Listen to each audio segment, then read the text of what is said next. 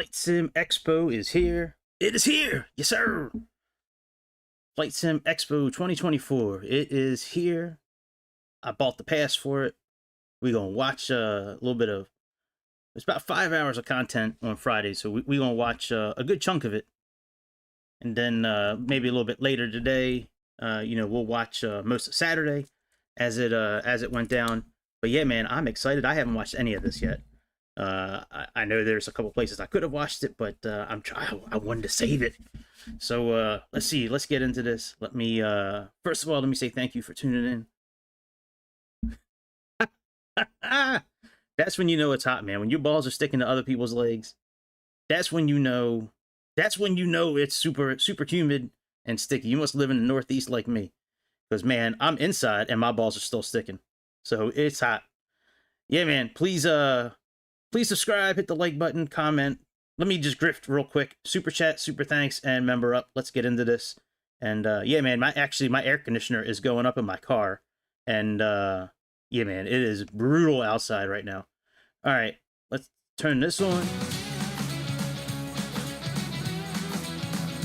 Let me make my picture a little smaller. Yeah, I thought you lived in the Northeast.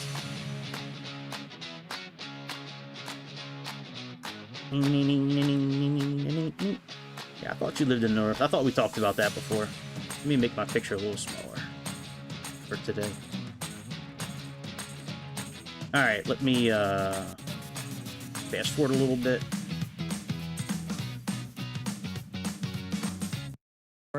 Folks are starting to see things, and this is kind of an issue for me because, as you guys know, I don't necessarily do this full time. And so I'm seeing all these messages, people are calling me, I can't answer the phone. It's like, oh my gosh, what's... Oh, hello. Very nice. So, thank you. 3 of our wonderful media partners up here who are also flight simmers, also content creators, they will be seeing this content just like you for the very first time today. And they will be here hanging out with you, reacting live, sharing their thoughts, their comments, and their feedback as we go through the presentations in rapid fire format. We're gonna have one right after the other, 2 quick breaks, and it is gonna be go, go, go all afternoon. But of course, it wouldn't be Fsexpo Friday unless we had at least a couple of surprises, right? So I have one to kick things off. Let's have a look at this. Hi, I'm Alana. At 2:30 p.m. on Sunday, we'll be announcing the date and location for Flight Sim Expo 2025. Be in the Brasilia room or watch online at that time to find out where next year's show is going to be. Who could she be? And where is she? Those are the only hints I'm giving. We have been doing this show for 5 years now, and one goal of mine over the last 5 years has been to buy different shorts. I have not done that. These are the same shorts I wear every year. Let's get to the... But one other goal has been to announce where next year's gonna be at this year's show. So this year, we've signed our contracts, we've got everything in place. We will be announcing where Flight Sim Expo 2025 is going to be held right here on this stage at 2:30 on Sunday. You have to be here or watching us online to find that out. Where we're at. You're welcome to try and pry it out of me. I love hearing your guesses. Feel free to. Actual Goal also streams on Twitch, right? I do. Twitch, yes. So we're just going to be in 2021, or that we started our first project. Don't you fuck with me today, computer. Make it truly one of the best planes that you can get for Flight Simulator. And again, with our first project that we announced in 2021, or that we started in 2021, was the 757. We actually announced it in February of 2022. Now you might wonder what we were doing between September and June. We were actually working on a different project that we ended up canceling, thank goodness, for the 75. I think it turned out to be a huge blessing for us. But again, one of our things for us is accuracy and immersion in every product that we do. So I'm going to show, let's see, hopefully this comes up. I want to show the 757 trailer that we created. One of the hardest things for me making these videos is the music. It's like spending hours going through all of this. So I hope you guys enjoy this. Let me see if it works.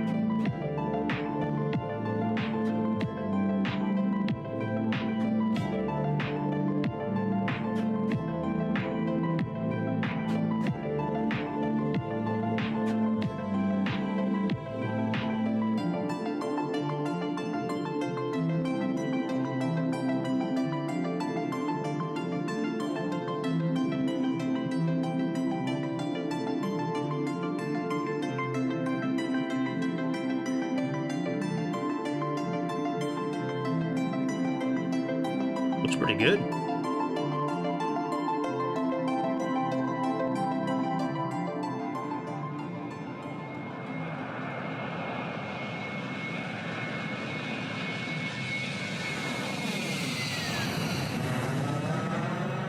Sounds really good too, man. That sounds great.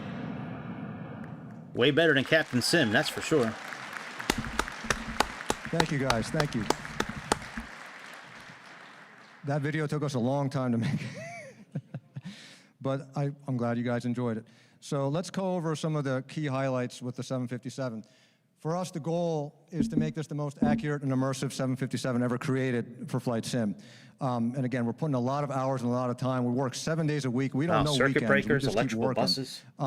When we started, for those of you that might not be aware, it was 10 months ago, we did a restructure. We brought on new programmers, very talented system developers. I've been flight simming off and on for 30 years, and I've been doing development for over 20 off and on. And I'll tell you, like, the team that we have is one of the most talented, and I'm very privileged and lucky to be working with such talented people. When we did the restructure, we worked on the electrical system, the avionics, and the flight management system. So with the electrical system, we simulate 20 electrical buses, and I love to say circuit breakers. I know pilots don't use circuit breakers, but when we were doing this thing from building it up from scratch, hang on, let me pause this for a second. Why does it say LVFR in the background? Is Bluebird part of LVFR? I mean, that might be a noob, stupid question, but I've never heard of Bluebird until about 12 hours ago when Keith and I were talking about it on Discord. I mean, if they're part of LVFR, it's okay. I just, well, anyways, because it's even got the same colors. Anyways, whatever. All right. The circuit breakers, so it's a very complex electrical system. Dare I say, one of the most complex in the flight simulator. We have accurate flight dynamics tested by real 757 pilots. We have over a dozen 757 pilots. I think one of them was supposed to be here today, flying from Seattle. I don't know if he made it. I don't know if Glenn, are you here? There he is. All right. Awesome. Thank you, Glenn, for coming. Yeah, we have, we're going to have a lot of pilots testing the flight dynamics to make sure that it's as accurate as possible. Custom sounds, of course, Boris has been doing a great job. I personally have recorded sounds. Boris has recorded. Now I'll unpause it in a second. We actually have a real life pilot in our group, in the group on Discord and in the group that watches, most of the time when I'm on. Mr. Chicago, he's actually a real life pilot that's been working with PMDG on the 777 launch and another secret project that he can't talk about right now. But yeah, we actually have a real life pilot in our midst that's doing some of this sim testing, which is really exciting. Sounds, the pilots that we have recorded sounds. We have a huge sound repository on the 757 and 767 as well. So we want to really make sure that immersion with the sounds is there. The night lighting, so that we spent a lot of hours on the night lighting. You got to see some of it in the screenshots with the exterior exterior night lighting, and also the interior. You got to see some previews, but we're still working on that. There's going to be over 25 dimmer switches in the flight deck alone that you can play around with, and we're just making sure that all 25. The light ambiance is correct. So now this is kind of a broad statement. Fully simulated aircraft system. Every system that we touch, we want to make sure is as accurate and fully simulated as possible. We did a demonstration a while back in one of our videos of the air conditioning system, for example, that takes into account if the flight deck door or windows are open, or if the passenger doors are open. That affects how the rate of air is transferred between the different temperature zones. So you're going to see it, either heating up or cooling down quickly. Also, the outside air temperature will be affected. If the window shades are up or down, that affects the temperature inside the cabin. And then, so again, every system that we touch, we're going to make sure that we really simulate it to a high degree. And the last thing I want to mention is the terrain map. We did a preview of this a while back, I think in our January video. So we have a really accurate terrain map that you'll be able to use. And then one of the items, or I guess the systems that I want to focus on, is the flight management system. As a pilot, this is going to be the system that you're going to interact with the most. One of the highlights here is that we decided that we need to do a fully custom autopilot from the ground up in order to make the plane behave the way that we want it to. So late last year we started the coding for that, and we're we've made a lot of progress on it, but there's going to be 3 flight control computers independently working on their own circuit. And we're also very mindful of performance and making sure that it performs very well no matter what your computer is.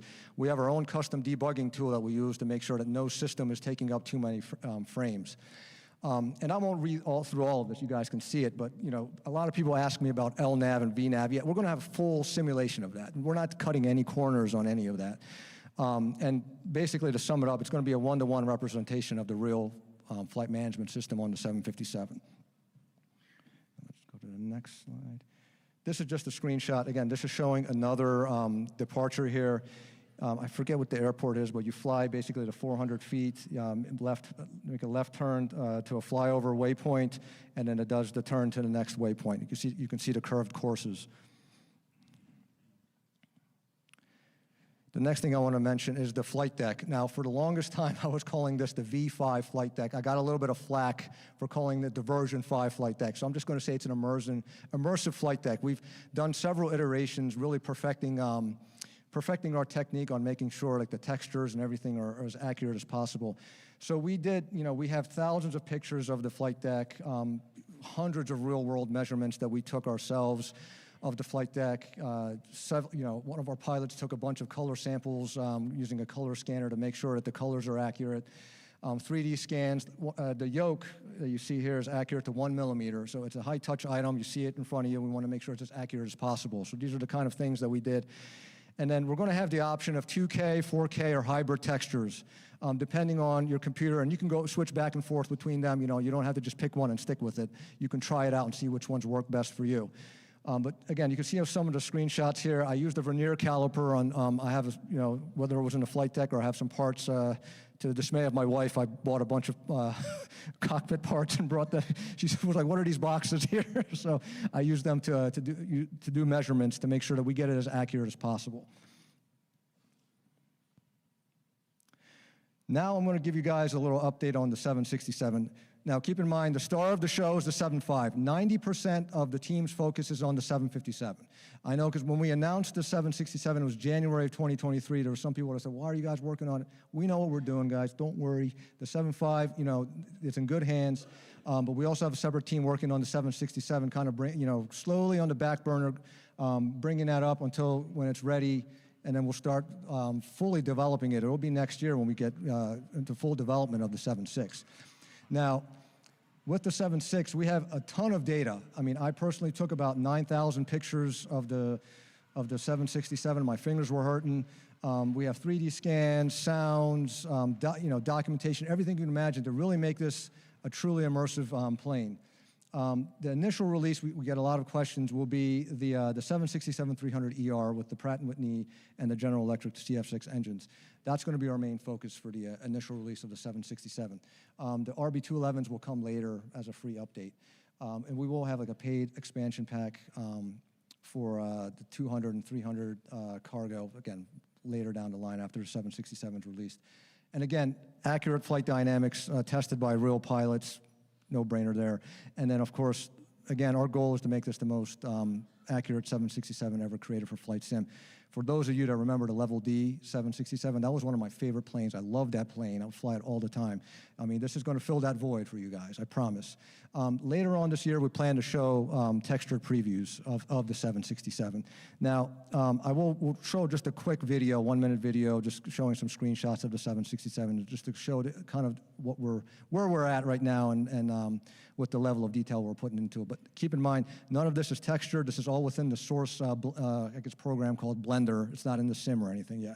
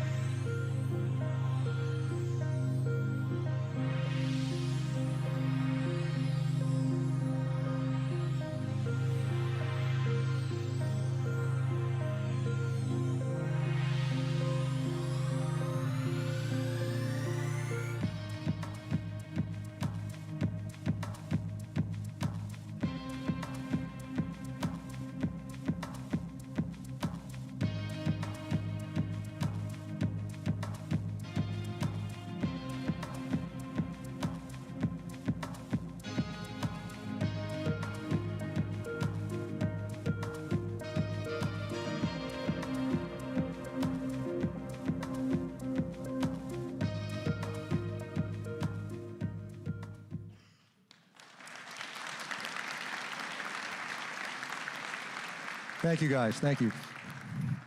And I think I'm doing a lot better on time here. So I want to go back real quick to the 7.5 and also give a quick shout out to MK Studios. Thank you for lending us your Keflavik scenery. It was amazing. We had a lot of fun taking different videos with it. So thank you, guys. I don't know if you guys are in here, but thank you. So now, guys, let's see if this cooperates. All right. We're going back and forth a little bit on this, whether we wanted to announce this or not. It's no release date, so don't get too excited, guys. No release date. So back in November, we got a separate team together and to kind of work on a project. Now, again, I want to emphasize this doesn't affect the 7.5 or 7.6 in any way. But we were also, our initial plan was not to even talk about this until after the 757 is released. But here we are in Vegas, okay? I'm going to take a gamble here. And we're going to show you, we're going to give you a little peek beyond the 767. Now, I want to ask, do you guys want to see it? Yeah. Okay, all right, okay. We'll show it, okay? And look, if it doesn't go the way that we want it, I'll take the blame for it. I'll take full blame, okay? So here we go.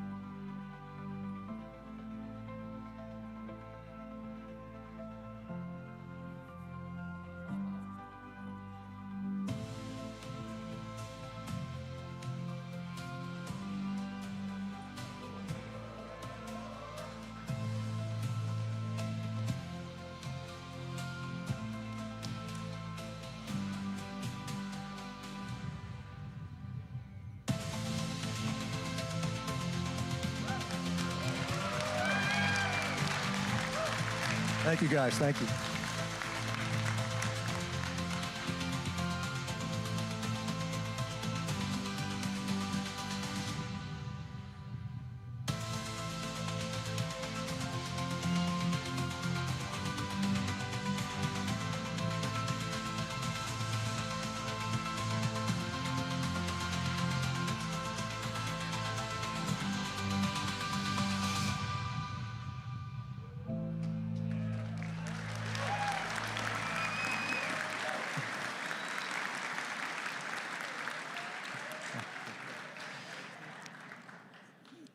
I'm glad we got that reaction. I really did, because some of the team was like, "We're going to get some booze." I'm like, "Nah, I don't know. We'll see." But no, we had a lot of people ask us, "Are we going to do a 787?" And I'm like, you know, at first, this was like last year, so I wasn't really committed to it. But I think we have a lot of documentation on this. I can't talk about it, but we have a lot of resources on this plane. So any plane that we do, we want to make sure that we have the correct amount of resources to accurately simulate it. So this is going to be really good, but I'm not going to lie to you, it's going to take a little bit, guys. So we still have, you know, the 7.5 to work on, and then the 7.6, and then this is on the back burner, but it'll be there from when we're all ready to get the whole team on there to work our magic on it. But I'm glad you guys, you know, like the previews. That's all I have. I have 2 minutes left, but really, I want to again say thank you so much to the community. You guys have embraced us. I know that, you know, it's been 3 years that we've started working on the 7.5, and now I'm ad-libbing here, guys. So I'll just say, look, it's been an amazing journey. A part of that was just kind of discovering the new sim platform, figuring out how things work. I do want to, thank the Sobo team. They have their answer hub forums. We would go there and ask questions, but there's only so much that they can answer. So a lot of the stuff we had to figure out on our own. But I'm very confident that as the team has grown, when Bluebird started with just 4 people to now over a dozen, and that doesn't even include well over a dozen pilots, mechanics, engineers, enthusiasts that have been helping us along the way. We're very confident that with the 757, the star of the show right now, it's going to blow your minds, and the 767 is just going to be fantastic, and of course now with the 787. We're really excited for what's to come. We are here for the long haul, guys. I want to make sure I emphasize this. We are here for the long term. We're not going anywhere, so we're really excited. Thank you, guys. Appreciate it.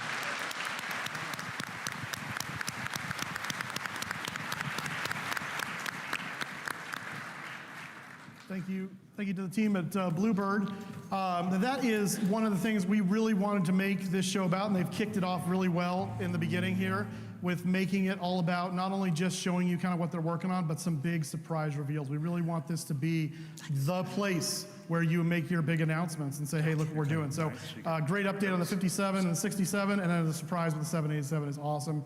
And he had me at level D when he said he's all about that. That's what I'm looking for. I'm study levels, so I'm excited. What about you guys? I am super excited. I am so glad that the label 787 came out at the end because I was just like, it's a plane. So admittedly, I need the help with the airliners, Yes. but I do watch a lot of YouTube and Twitch channels, as you both know, of people who fly airliners and not the smaller planes like me. And so I really just That bitch appreciate don't the watch attention me. to detail, even things like just the measurements, Bitch, the watch me, cockpit, bitch. the lights, the sounds, all of those pieces. Yeah, that was real shiny. All right, Admittedly, let's I'll move likely to the be next one. appreciating Unless you guys really want to this, watch as a viewer, these people talking for the a bit. next little while before I jump into We'll it. get you into the airlines. But I also Fair enough. fly them to the US, and they earn their PPL, private pilot license, in 30 days or less. So if you think about simulation, I can assure you I've been doing it for 7 years.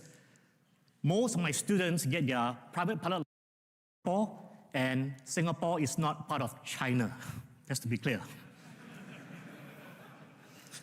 So what we want to do is to revolutionize flight simulations as a whole, and our major segments are serious flight sim enthusiasts, which all of you count. I mean, you traveled, I I'm don't not know where familiar you came with from, flightsim.com. right? For a freaking game. I mean, you guys are nerds. You deserve an award, all of you. You guys too, you know? I've never seen a community take gaming so seriously. I mean, what do you do when you crash? Do you cry? No idea. Yeah. Well, that's correct. Maybe you restart because it's a Windows computer, remember? It's not guaranteed. Restarts are not guaranteed on Windows. Sorry, Bill Gates.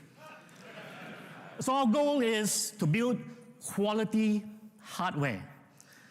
So forgive me if I say that our yokes are affordable. You know, my reviewers get blasted when you use the word affordable. Affordable is relative. But let me tell you this. How I defend my affordability is very They could simple. be fighting words. My That's four for sure. feedback yokes are cheaper than your iPhone 15. Okay? So please, don't give Apple your cash. Give us your money because you get a lot more utility. Talking about products, we first introduced the CLS 60 and the CLS 120 just last month, in fact, on Indiegogo and our website. I just want to share with you some facts that you may not be aware of. Number one, it's modeled after the 172. And since you guys are geeks, I'm going to give you geeky data. It's full-size 172 yoke design, 60 newtons maximum pitch force, which coincides with the pitch force of a 172. We have 4 Newton meters of maximum roll force. It's like a part-time gym if you use my yoke. You don't have to go to the gym, you can cancel your membership. The shaft length is 165, true to the original 172. But there's more. We built it to be modular in design. For example, the motor can be upgraded from 60 newtons to 120 newtons without buying a new yoke. The yoke handle can be replaced if you break it or if you want to upgrade. In fact, I'm going to show you our newly released 737 yoke. And we also built flight consoles for those of you who find home cockpit building too difficult. All our products are backed by a 1-year guarantee, and the pricing is affordable. Okay, just sell away your iPhone 15, we're all good. The next line of product is our FC100 flight console, which works pretty much, did I skip something? Yeah, okay, sorry. The FC50 is designed for single engine, simulation and our SC100 for twin engine simulation. Some quick facts, I just want to take a photo because I'm running out of time so quickly. It basically replaces your keyboard and mouse for most of the major functions, whether single engine or twin. Of course, for the twin, we have dual throttle prop mixture. The throttle console is modular as well. You can swap it out in dual magnetos, alternators. We have, for the twin, the elevator rudder aileron trims. And for simulation, we have the hops meter, so you can use this to log the time. Well, not officially, but to keep track of your time, and the freeze button to pause, unpause. 1-year warranty and affordable compared to buying a new aircraft. Now, I was warned to share new stuff. So you like new stuff, I'm going to share a few new stuff. Starting with our G1000 console. Yeah, I know you've seen it before. But ours is different, right? So says me. What is the difference is our G1000 was designed out of a FTD level 5 simulator. So drop by our booth tomorrow if you want to feel the difference of the G1000. You have to feel it. You can't really see it in terms of the twist of the knobs and the buttons. Authentic buttons and knobs feel next to the actual Garmin. I cannot say it's affordably priced, it's competitively priced. You see, I'm an honest guy, come on. Available in fourth quarter 2024. Next is our Boeing style 737-800NG yoke handle. And this is a tribute to my extremely vibrant and opinionated Discord community. Thank you to all of you.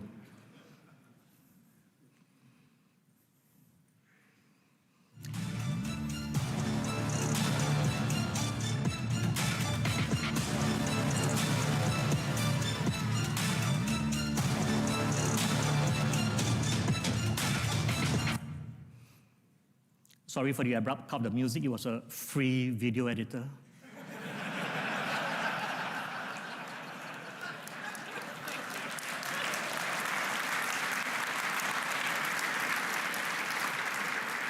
Because we have to keep our products affordable.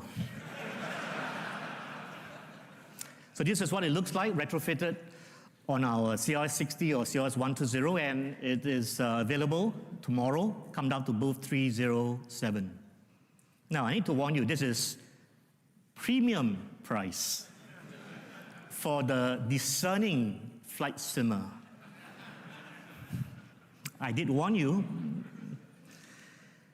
In other news, we are joining the foray out there with force feedback stick base, yeah? But ours is a bit different. We model it after a project that involved the A320 side stick. Yes, I know it's not force feedback, but we are doing some work to, for example, simulate stall shaker effect on this. Some secret projects. Anyway, this is not what you're going to get because you can't afford it. Neither can I. So we miniaturize and we're going to modify it to be a little bit more consumer friendly. That's one spec I can give you because this is important. It's going to be dual modal like the rest of the boys. It's going to be 15 Newton meter peak force. This is the only thing you need to worry about, apart from the price. It's competitively priced and available Q4 2024. Force feedback rudder, you knew what's going to come. Single motor, and the key figure here is it's going to be greater than 250 Newton peak force. Competitively priced. So start figuring out which body part you want to pawn because it'll be worth it. Seriously. I'm guessing a You will need that for the rudder. Please don't get rid of hands and legs. We need those things. Your eyes, anything inside here, not so important. God gave us like redundancy in this area. And I thought I would do something nice since we're here and we came all the way from Singapore, is to leave one of our force feedback yokes in Las Vegas. I hope you don't mind. Yeah.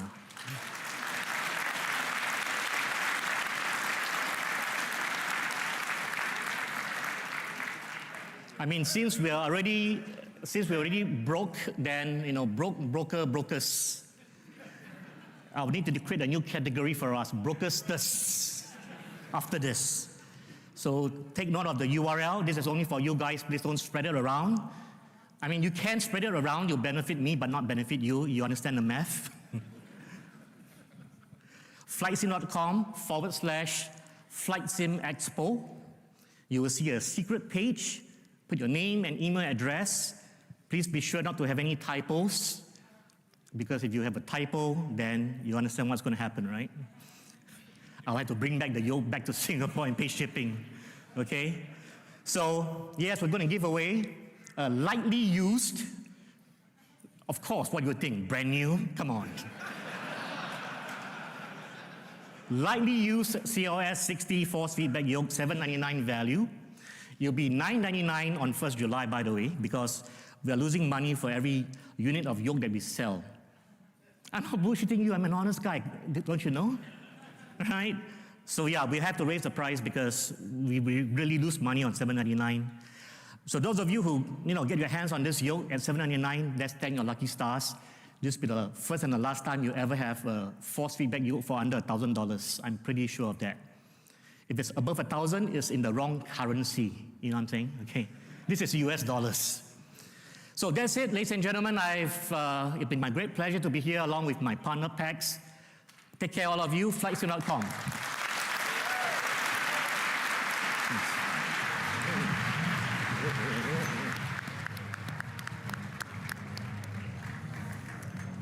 Well, all right. So make sure if you're going to go to that website, be careful of the spelling. It's a FLITE sim, not as you might spell flight sim. So you just visuals of the airports, so it's more immersion. This is dolls. You can see the animated people inside.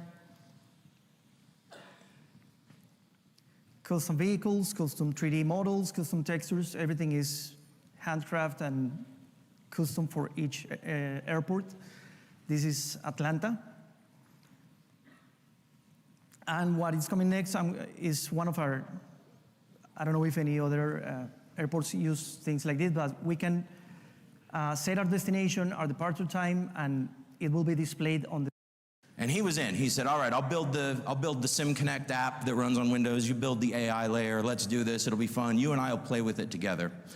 We had two goals when we started. The first one was create the most immersive ATC experience possible using the latest generation of AI technology. And we said, when we're done, it might be kind of cool to play with it, you and I. Well, we got a little carried away, as you are about to see. Everything that I show in this video is real. It's live today. And in fact, it was taken off of our live servers. So nothing you see here is scripted, and you could have it right now. Here we go. Check this out.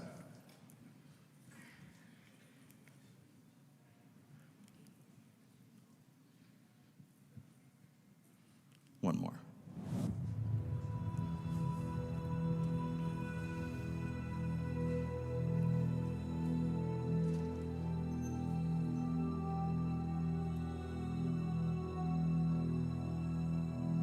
Alto ground, Skyhawk 172 Sierra Papa type Cessna 172, looking for VFR departure to the north with flight following, and we have information, Papa. Skyhawk 172 Sierra Papa Palo Alto ground, good morning. Clear to the north, VFR at or below 3,500. Departure will be 121.3. Delta 1219, good morning. Runway 32 via Charlie Echo and then over to Lima, please. Delta 1219, Holy Short 32, ready for departure. Delta 1219, thanks for being patient. Winds 230 at 6, runway 32 clear. Delta 1219, contact departure. Safe flight, sir. KLM 310 identified. Climb and maintain 8,000. Turn left heading 320 vectors to Stigma. Skyhawk 172 Sierra Papa, you're leaving my airspace. Squawk VFR, frequency change approved. Safe flight, Brian. Delta 1219, can we give a descent below this storm? Delta 1219, roger, descend and maintain flight level 230, and let me know if you need more than that. KLM 310, climb and maintain flight level 360. That aircraft passing below at your 10 is a citation. Should be no factor. Delta 1219I can give you direct boomer if you're interested in a shortcut. Might save you a few minutes. That sounds great. We'll take the direct, Delta 1219. Delta 1219, roger. Cleared direct boomer. Descend and maintain 1616,000. Lufthansa 31 Hotel Langen Approach. Erwarten Sie Landebahn 25 Center in Frankfurt sinken und halten Sie 11.000 Fuß. If you look at our 1 o'clock, about 1 mile out, you'll see Kalaloa Beach Park. It was part of the former Barbers Point Naval Air Station. The beach is a perfect...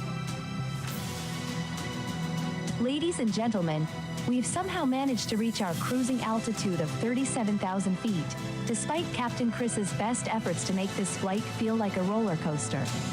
The fasten seatbelt sign is off now, but let's be honest.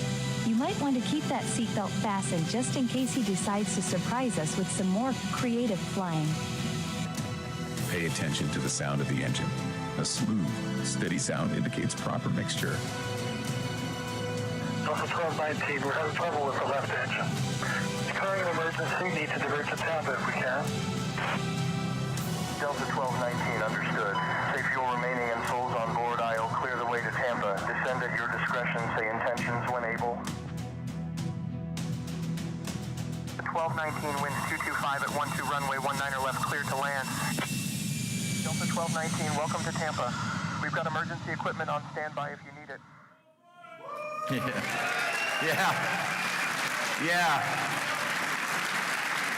Come on! How cool is this? I gotta tell you, I have my moments when I'm sitting in the cockpit and I'm flying with that thing and I just go, this is so cool, right? It's like the little boy in me just comes alive when I hear this stuff. It's so cool. Well, like I said, we got a little carried away with our original goal, but I'm glad that we did. The ATC side is incredible. IFR, VFR, 24/7 coverage, 88,000 airports, Oceanic, PIREPS, chatter, traffic advisories, as you heard in there, region-specific procedures. You can pick up a flight midair if you manage to lose VATSIM coverage midair. Just pick it up midair or on the way in and vice versa, no problem. On the immersion side, speaks and understands 14 languages, you guys. Come on, we're the first ATC in the world to speak some of these languages. It's incredible. Full VR support. The controllers have distinct personalities. Some of them are super friendly. Some of them are not so friendly, just like in real life. Yes, we model that. By the way, we also have Kennedy Steve. His voice, with his permission, is the ground controller at JFK. Very cool. Yeah, and the personality is there. The personality is there and it's hilarious, yes. Full multiplayer support. One of the important pieces of this for us with 0 menus, 0 clicks, right? We wanted this to really feel like legitimate ATC. Tablet, mobile view, regional accents, those beautiful neural voices that you heard are unlimited. 0 impact on your CPU or your frame rate, and you can pause, accelerate, walk away, whatever you want. Like I said, a little carried away. We're not done. We got a lot of work to do, but we've got some great stuff coming up. Things like traffic injection, full AI sequencing of that traffic, living world AI, and tons more surprises on the way. Those who've been our customers or have been following us know we announce something pretty cool just about weekly. All of that is coming this year. All of this is built on top of best of breed cloud compute AI platforms, right? OpenAI, AWS, Google Cloud, Microsoft Azure, all of these play critical roles in bringing together the multiple AI platforms needed to make this thing live and real. I'm going to talk about that here in just actually. Let me add that one of the downsides of this, which we're going to talk about in just a second, is that this platform is eye-wateringly expensive to run. We'll talk about that in a second. We bring together also, oh, let's see, I'm on which slide am I on here? The one on the left? Oh, there we go, I'm on that one. Yeah, I mentioned these platforms that we bring together in addition to the partners that you saw on the previous slide in order to build this wonderful flight simulation ecosystem. But AWS, Google Cloud, OpenAI, Azure all play critical roles in what we're doing. We bring together all of this into the AI, or bring all this AI into the cockpit. But we realized not too long ago that the same technology that we're using to deliver ATC can do tons more. So we brought in tour guides, like you saw in the video, right? Cool stuff, right? It is legitimately really cool if you're flying around VFR and those tour guides are pointing out things as you're flying through the air. It's really neat. Flight instructors or mentors that will guide you through procedures and things like that while you're in the air. By the way, fully interactive with both of these. You can ask them questions, they'll answer back, literally have a conversation. Not too bad for $29.95, but hold on. I don't want any applause yet. Not at that price, right? We've never been happy with that price, but we've made promises where we've said, look, as the price of the technology comes down, we promise we're gonna make that okay, right? We're going to solve that problem. We can solve it in two ways. One of them is by bringing you more, right? There's more we can bring you for that amount. So, I have two more things for you. The first one is, as of today, it's live now, we're adding AI cabin crews. Kind of cool, right? You heard in the video the cabin crew kind of ribbing the pilot a little bit. That's available as of now. That's included in the subscription fee. But maybe more important than that, well, let me add this here. Yeah, you can actually pick your cabin crew. We'll add more cabin crews as time goes along. And we're going to add all kinds of features. Yeah. I'm so glad you guys noticed that. By the way, they adopt these personalities, by the way. The grade A group, that's exactly what you would expect on a normal flight. Quitting time? Yeah, they've had enough. And for those who are our customers, raise your hand if you're familiar with our tour guide, Janet. Anybody here? A few people? Okay, good. Janet is very funny, and she is now, she can now be your flight attendant in addition to her role as a tour guide, so you can bring her in there. But I want to emphasize, and this is really important, guys, we keep our promises. And that promise I mentioned to you about price, that as the cost of this insanely cool AI technology comes down, we would pass that along to you. Guys, we're making good on that today. As of right now, the price is now $19.95 a month instead of $29.95 a month. I am very excited about this. We did it. We're not done with the price drops, by the way. Again, as the price of the technology platforms continues to go down, we intend to pass those on to you guys. Stop by our booth. If you can't, we've got a 24-hour trial that is free, so anybody can go in, try it out, see what it's all about. But at our booth, we're also giving away discounts for $5 off your first month, which should be very cool, give you a chance to really get in there for 30 days. Thank you, everybody. Appreciate it. Come say hi to us. Come say hi.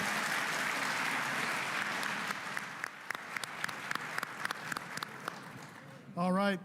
Thank you very much. From Say Intentions, and I gotta say, I'm probably never gonna be a real world pilot at this point, but now I can cross off being made fun of by Kennedy Steve off my bucket list, because I can just do this. So fantastic, dreams do come true. What are your guys' thoughts? It's definitely a nice milestone in the ATC world. There's a lot of really great ATC things happening in flight simulation, and this is definitely a big one. The price drop, that was pretty kicker. And then the 24-hour free trial, it's a hard argument. If you guys are afraid of getting into air traffic control, this is definitely a good first step. That's pretty cool. I don't think it'll ever come to Xbox, but that's awesome. If I ever get into the PC world, that'd be super dope to use for sure. Different accents. All right, let's see what's next. These are PCB boards covered in LEDs denoting all airports that we will be bringing out. At launch, we're doing Heathrow, Innsbruck, Munich, Amsterdam, and of course, Las Vegas. These will show you real-world, real-time, live air traffic data on the comfort of from the comfort of your own desk. But not only that, we are giving you the option to just press one simple button and it will show you the virtual world as well. So you can see yourselves moving around the airports in real time. I want to talk a little bit more about those, and I am going to be doing, I'm tempting fate, I'm going to be doing a live demonstration of the real products here. So let's dive into a few key features of these boards. Each one of them is meticulously designed to provide an accurate and detailed representation of the airport layouts, including the runways, the taxiways, and the parking stands. The LEDs are all colour indicated, with red for parking stands, green for taxiways, and the runways are multicoloured, which will change colour based on the airline that is on that runway. You can switch between, as I said, the real world and the virtual world with just the simple touch of a button. In the real world mode, the display shows the live air traffic, giving you a real-time view of what's happening at the airport. And you can track your own movements around, as I said, by switching to the virtual world by the press of a simple button. Why would you do that? Well, you can do simple things like just by viewing on your desk before you even logged in, you can see whether there is an ATC online for that airport. You can see what parking stands are available. You can spawn in at the ones you want, and you can also just be mesmerised by watching the traffic going around. Installation is incredibly easy. We've designed the system to be completely user-friendly with no expertise of any kind required. You can easily swap between different airports very easily, and as I said, I'm going to be tempting fate by trying to do a live demonstration of that. One thing I want to show is we have a singular universal control board which will power any of our airports. We've done this deliberately so you only ever need to buy one of these and you will be able to run any of our airports without putting all of the expensive logical parts on every airport. You can just buy the cheaper airports to add to your collection. It's the heart of our system. As I said, it's designed to support any of our airport displays, which we think will help keep the costs down, making if you want to expand your airport collections, you only never need to buy just the one of these. Setting up the board is straightforward. When you power it up, it will broadcast its own access point, like a smart light bulb, a smart plug. You just connect to it, provide it your Wi-Fi details, and that's it. It will start working. You then plug it into one of our airport boards. Just plug it in to the back of the board, and it easily plugs back in. And then if you wanted to change airports, you would unplug that and plug that into the next one. I am tempting fate.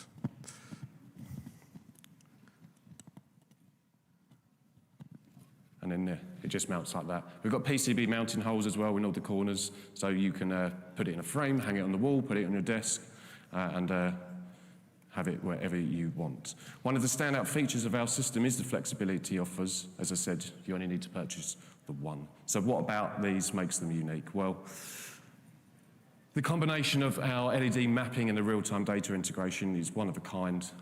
It easily provides the ground traffic, whether you're monitoring the real world or participating in virtual flight simulations as well. We think, as I said, imagine having this detailed interactive map on your desk while you're in cruise, waiting for ATC clearances, queuing for runways. You can see your own aircraft moving around the airport. You can just check for the available stands and know if there's any ATC. By the tower at every airport has its own LED, and if there is coverage, the LED will light up. And in the real world, obviously, there will be a controller on, so that will always light up as well. We've programmed over 500 different airlines with their own unique colours based on the primary colour of their logo. We think this attention of detail enhances the realism and gives you some more level of immersions. Moreover, the data stream for the real-time traffic is going to be completely free, and it will remain free for the life of the product. There is no mandatory subscription to use this product. Once you buy it, that is it. You will have access for life. We will be offering optional subscriptions to get premium features such as higher refresh data rates, the ability to choose your own colours for airlines. If you work or participate in a virtual airline, you can give your own airline its own colour as you wish. If you don't like the pre-programmed colours, you can change them to whatever you want for your own airline as well. We'll also add the ability for you to identify your particular call sign, and it will blink to let you know where you are, easily find yourself as well, amongst other features that will be coming. But none of that will ever be mandatory. You will only ever have to pay for the cost of the board, and access to the data stream will be free, and we promise and guarantee that. Now, let's tempt fate by trying to do a live demonstration. We're going to talk about setting up, putting things together, and the initial setup itself, from connecting the device to the Wi-Fi and to the server, and to the servers, and then just using the boards and what they look like. So I've got the next slide is going to put up a live camera here, hopefully. Yes, it does. So hopefully you'll be able to get a better look at the board. So I'm going to show you here Las Vegas. We have other airports available, as I said, but the time zone difference, I'm pretty sure it's about midnight in Europe, so there's not going to be much traffic. So we're going to focus on the Las Vegas boards. So let's give you a closer look at one of the universal control boards. It's a simple, camera's in the middle, isn't it? It's a simple product here. It's got a power connector, which then powers the actual board itself. But in terms of how you interact with it, it's a singular USB-C connector for power. We provide a power supply, but we've also just recommended the spec, so you can also provide your own power supply if you wish. Simple reset buttons and stuff like that as well, but that's literally the only interaction with that is plug in the power. And as I said, it just then connects to the board here. Now, I'm just keeping an eye on my time. I want to show you this working, so let's get this in here. When it powers up, it will scroll up and down, saying it's connecting to the servers. And it's still got a blinking Wi-Fi light. It's trying to there. It's just now connected to our servers. And here we can see all the aircraft currently live at Las Vegas. Excuse my shaky hands. We've got all the parking stands in red, aircraft on the taxiways in green, and the aircraft on the runway currently denoted by the different colours moving around. This is the standard data rate. So you're not seeing the premium one. This is the standard data rate. And I don't know, I haven't checked if there's anybody on VATSIM, but I'm going to very quickly press the button here. And that is currently live VATSIM as well. It's as simple as that, just by pressing the data source buttons on here. I am out of time, so I'm going to end it there, but I'm going to be here for the whole weekend, and I would love to talk to you more about this, and I'll have these with me. So thank you very much for your time, and if you want to see more, please come and find me.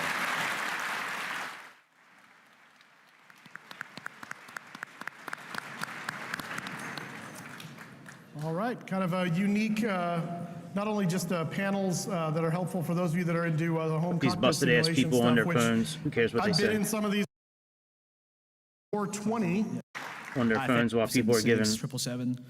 Now back to the 73. So this community has taken care of me during my tough years, like I Wing Sim talk about it, right? So it does sound like somebody's name over in Asia. Let's get back to business then. Let's see my okay, right there. All right, cool. So WinWin begins as the one of the hardware companies that we are specializing in the commercial level flight simulators. We have the closed loop loading, the load control feedback systems, OpenGL graphic implementations, flight model researches, and we are doing using the rear aircraft to research the flight models and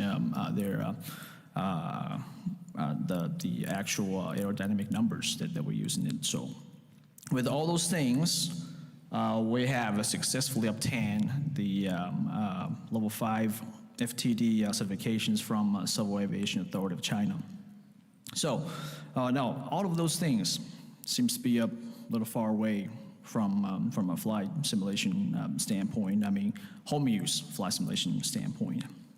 So, but in reality, we are be able to bring down the cost and bring up the accuracy of the hardware and the software at the same time. So as we navigate our business throughout this region, we received numerous requests from our friends, from the flight sim enthusiasts to ask us, is there any possibilities that you guys getting into the hardware market for the... There's more stuff coming in 2025, for sure. Now, as we're showing the products here, our booth is getting ready for each and every one of you. So we have the demonstration team set up, the hardware things has been set up as we speak, and we do invite you, come out, talk to us, check the things out. Oh, 7 threes. There you go.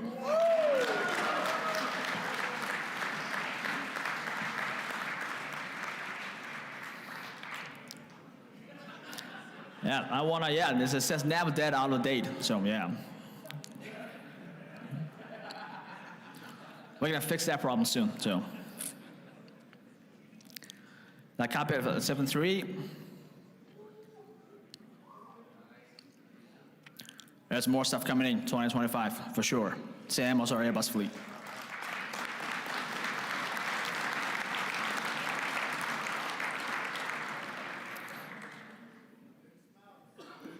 Now, ever since our launch of our first airline product, the FCU for the Airbus, the combat simulation users have a worry about that we're no longer supporting a combat simulation product line. That we have to change our focus. No, we don't just give up our product line, we just got better. So, here's what we're preparing for you for the F-18 joystick version 2. Now, it has an exclusive enhanced immersion experience, which means it has a vibration motor inside the joystick. And we have developed a model which will correspond your actual flight conditions, in the simulator, in the DCS, or in other games, that will give you a vibration feedback, which you can feel. You lower the landing gears, raise the landing gears, weapon deployment, you takeoffs and landings, all the touchdowns. And yeah, it feels great. I do invite you to come check us out. We do have one set up over the booth that you can actually feel the vibrations on the stick while you're approaching to stall. So it's extremely good. And this is our vibration motor adaptation schedule. As you might see, we have fully adapted all the DCS now, and we're working with we're working on the Microsoft 2020, and it's supposed to be finished by today, so June 24th. Okay.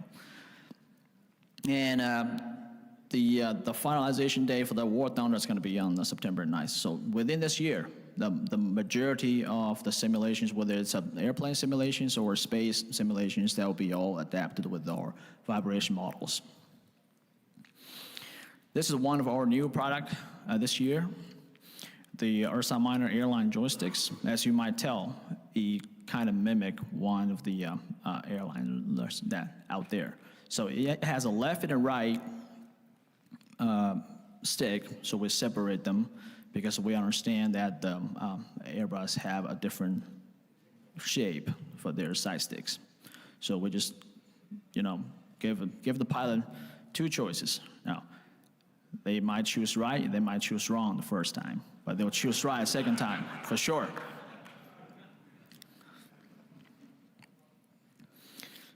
That's a prize.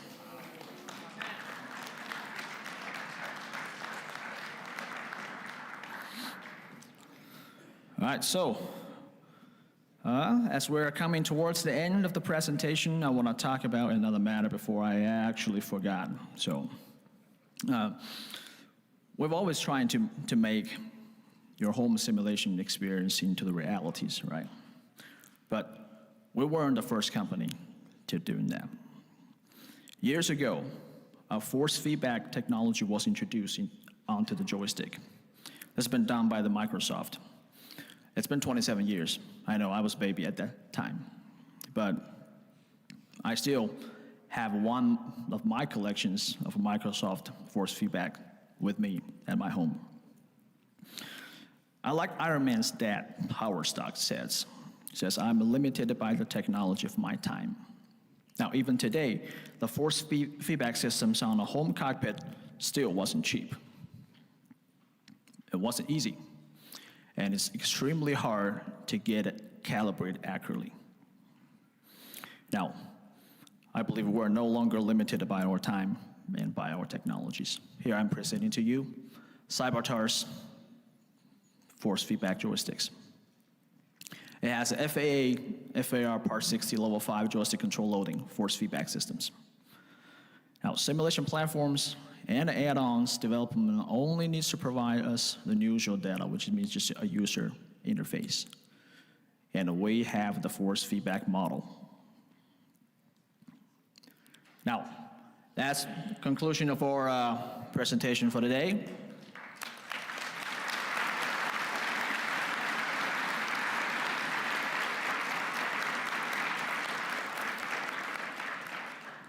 And I believe our relationship has just started. So, like President Reagan used to say, trust but verify. So I think this is a brilliant phrase.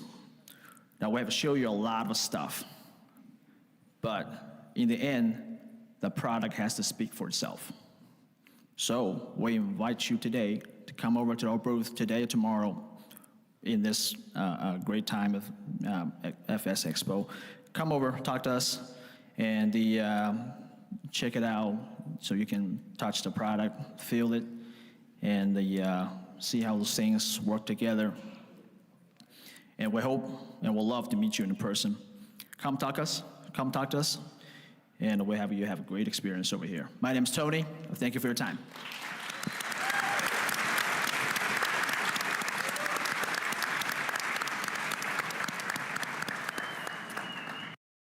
Faster, so you can monetize your ride time thanks to SimFly. SimFly is a fly and earn system that leads to real rewards. There is a marketplace. You can use your PAX token to go in the marketplace and shop for more assets. You can customize, buy, sell pilot license, aircraft, and there are over 40,600 faithfully reproduced real airports. This is a unique investment opportunity in flight simulation. There is a dynamic marketplace for all the asset management. It's a revolutionary flight simulation project. You can transform your virtual aviation interactions and extend the simulation from just flying an airplane to be also part of a career and a full economy around aviation. It's important to say that it's an ethical flight to earn with blockchain integration.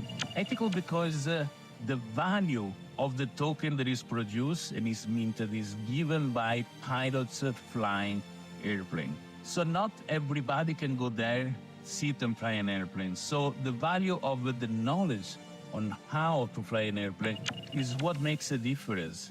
So it's an exclusivity to those that know how to follow the correct rules. And better you fly, more you earn.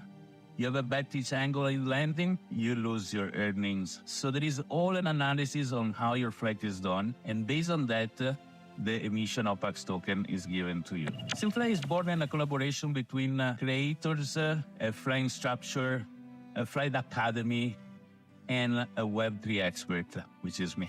We have a team of developers, designer, marketing expert, people designing UX, UI, and preparing an interface that is simply excellent. I suggest to go to simfly.io and see with your own eyes what I'm talking about. It is an amazing place for simmers to go and also create community, but interact in a very powerful way with the real economy around aviation. There is a comprehensive wiki.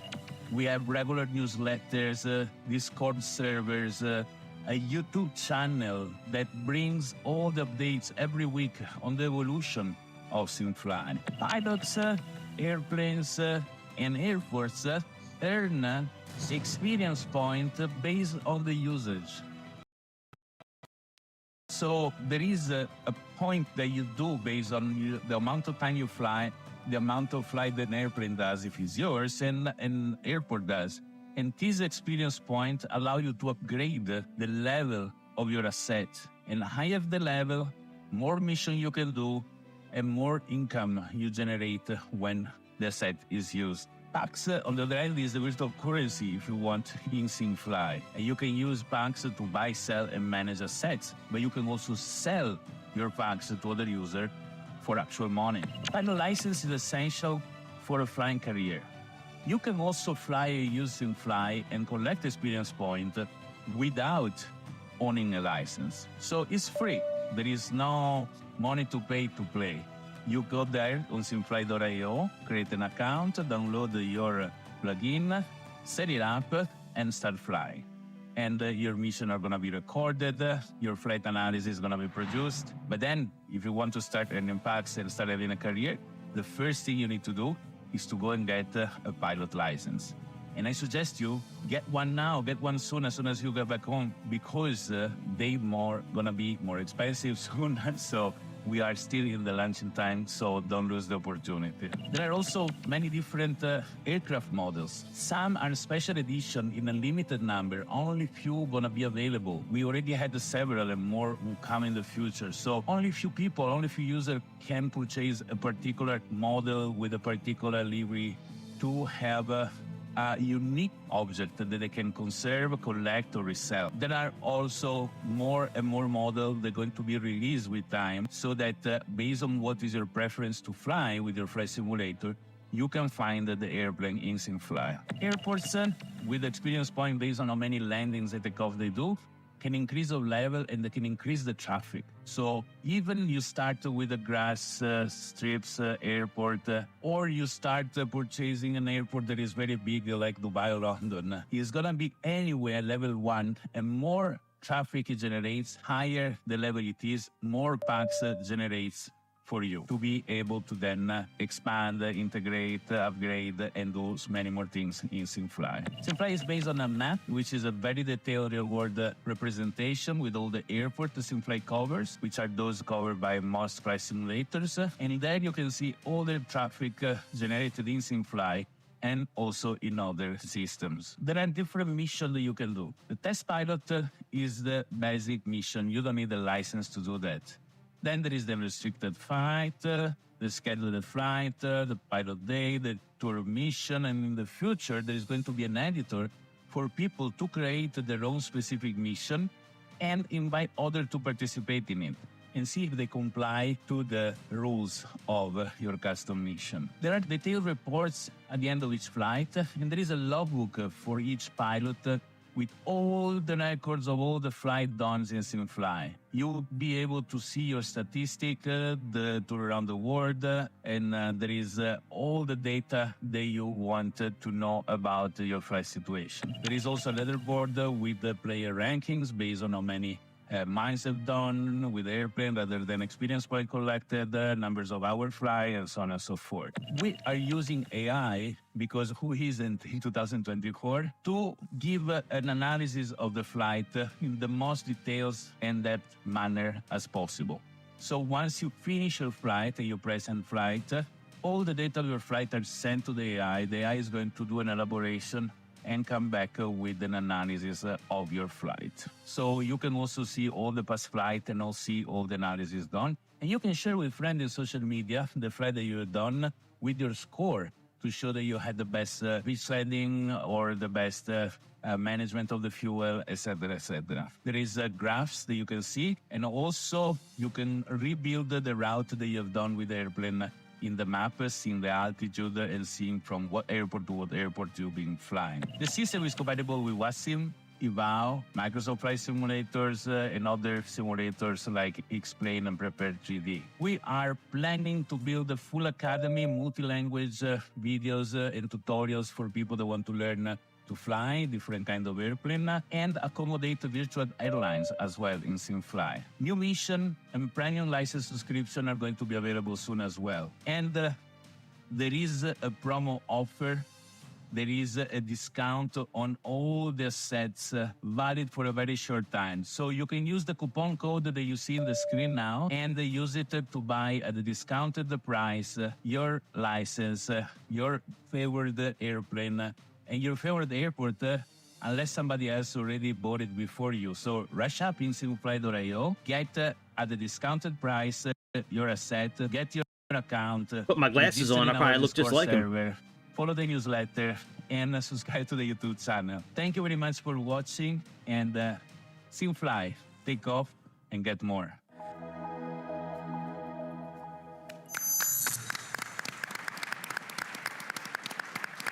That's funny. Good one, Antonio.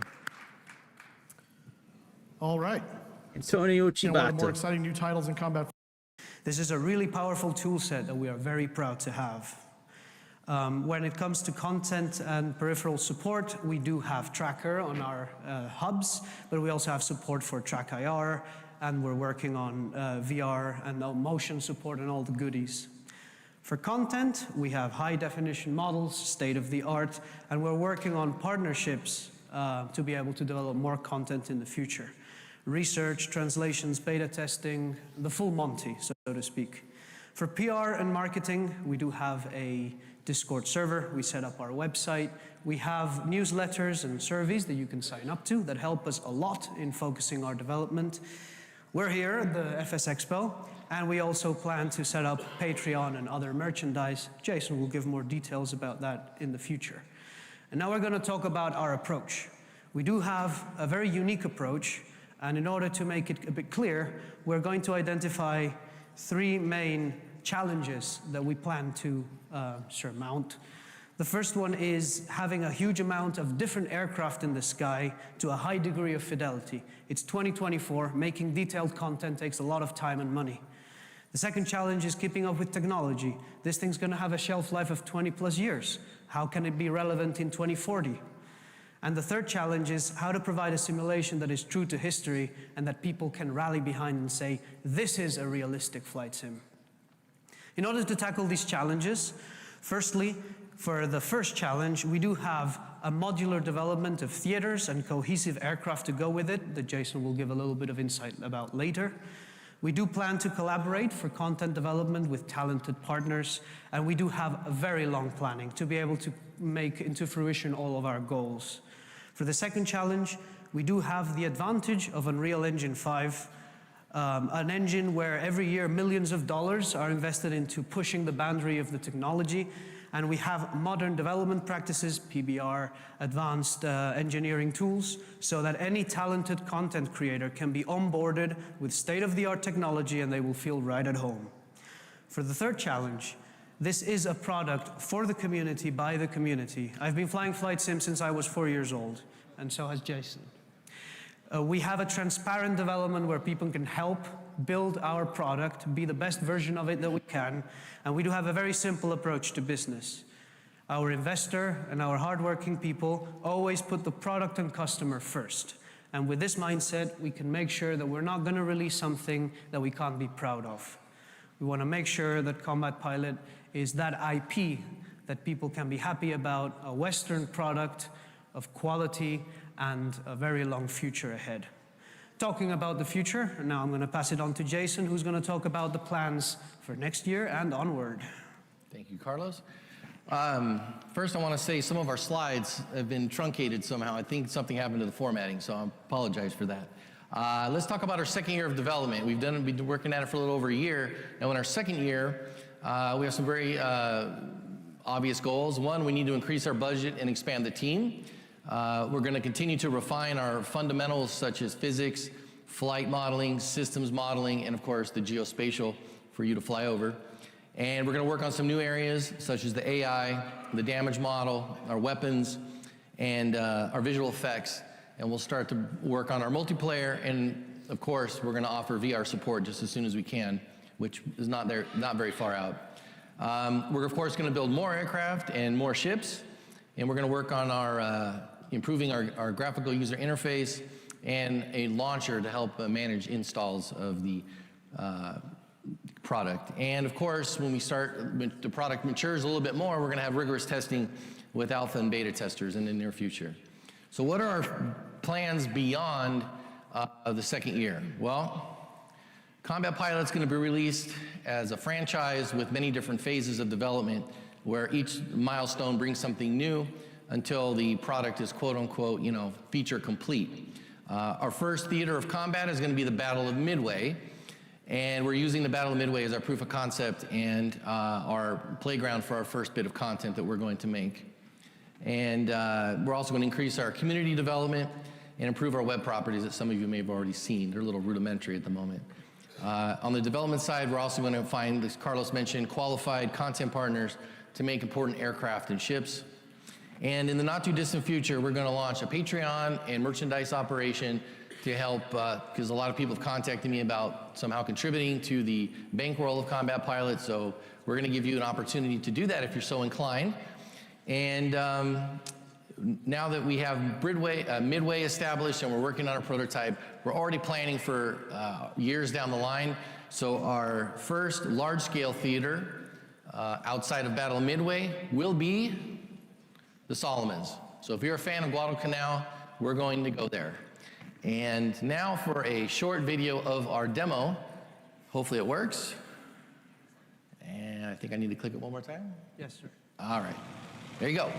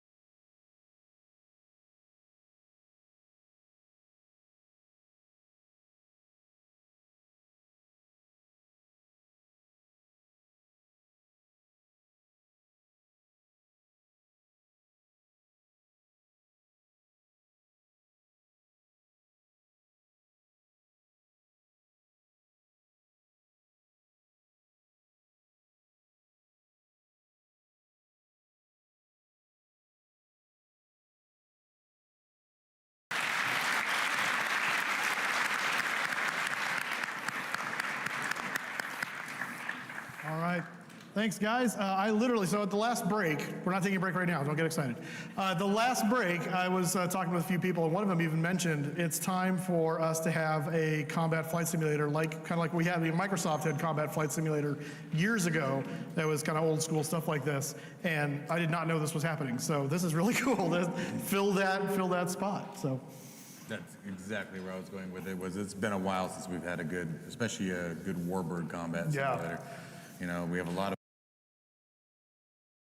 This flight sim community Slytherin typically we make a lot of strategy games, so this is our first opening into the flight simulation space. I'm just curious because we don't have a ton of marketing data on this yet. Can anybody who has heard of Scramble raise your hands for me? This is a small sample size, so this is excellent. This is why I wanted to come here. I am super excited to be here at Flight Sim Expo because this is a very special event to me. My clicker might not work. Go ahead. Or maybe we're not. There we go. There we go. In 2019, I went down to Orlando and showed a very tiny game called Roger Meatball at the Flight Simulation Expo. And it was the first time that I'd gone to the event. I went down not knowing a single person, and I walked away from this event with a couple friends in particular who have remained lifelong friends. We talk every single day. I now have a big pool of friends who are all here coming to this event together. The flight simulation community in general has been important to me. This event has been incredibly important to me, both personally and for my career. So for that, I want to thank Evan, wherever he is, and the rest of the Flight Simulation, or the Flight Sim Expo staff, because they put on a really fantastic thing. And I encourage all of you, especially the people who are here for the first time, look around while you're here, meet some people, shake some hands, and build some memories, because I promise it's going to be worth it. So Scramble is a tactical dogfighting video game. It's a turn-based game. So you set up a turn for all of the airplanes that you pilot. You're actually piloting airplanes. You set up maneuvers for those airplanes, and you hit simulate, and then it runs through about 2.5 seconds of simulation, and there's a full physics simulation underneath the game. There is damage modeling. There is pilot physiology. Your pilots can black out, they can die. And in Scramble, what we are attempting to do is to take combat flight simulation, which is like a reflex-heavy, stressful sort of engagement, and slow it down so that you can really enjoy the tactics, and you can explore, and you can learn. And We provide you with a bunch of tools for planning your maneuver, for exploring the airspace, and then for analyzing all of your performance. And in a minute here, I'm going to have my friend Sebastian run a live demo of the game. So Sebastian, can you tab out to Scramble? That should be it. And well, play on this display. yeah, I guess Sebastian is probably going to have to play on a different display. So Sebastian, can you go into the tactical mode and just take a look at the sky? So Sebastian and I started up kind of mid-match because we wanted to make sure that there was some compelling action going on here. And so in Scramble, at any point, you can pop out and you can view the airspace as this sort of 3D diorama. Sebastian, could you go into review mode real quick? So when he goes into review mode, and then you can go into review mode, you can loop the action to see what your previous turn was. Sebastian, can you hit that review button again and toggle back? You can also, in the middle of any single turn, you can go back into a full match replay and you can scrub frame by frame through every moment of action. This allows you to do two things. It allows you to analyze your tactics, analyze your performance, try to figure out what your enemies are doing, but it also gives you a ton of flexibility to capture some great screenshots, capture some video. We have a full suite of cinematic tools that should allow you to take great photos. And so now, Sebastian, I'll have you hop back into the regular with the tactical mode, and we're gonna just let Sebastian run a turn here, and I think he's probably in a pretty good position, so you can go ahead and advance.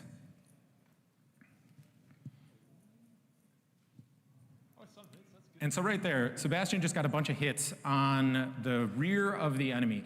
You can see that Sebastian has that plane targeted, and down on the bottom of the aircraft silhouettes on the UI, down on the sides, when a part gets damaged into like a critical state, it'll start to flash.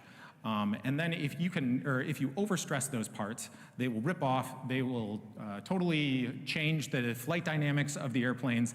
All of the different airplanes that we have custom flight modeling inside of them, and we're not necessarily trying to match precisely the numbers that a specific like mark of Spitfire is going to output, but we are trying to match the trade-offs in between all of our aircraft. So a Spitfire is going to be able to turn like crazy, a 109 is going to dive really fast, it's going to roll really fast. A Hurricane is going to turn tightly at a lower speed. It's going to be a really stable gun platform. This first iteration of Scramble, which is a brand that we want to exist for a long time, is set in the Battle of Britain. And we have a playable free demo that's up on Steam right now. It launched on June 10th for Steam Next Fest. And so you could go to Steam at the moment, you could wishlist the game, you could download the demo if you brought a computer along with you, or when you get home, and you can play it right now. This is a vertical slice of the game that we have on this demo.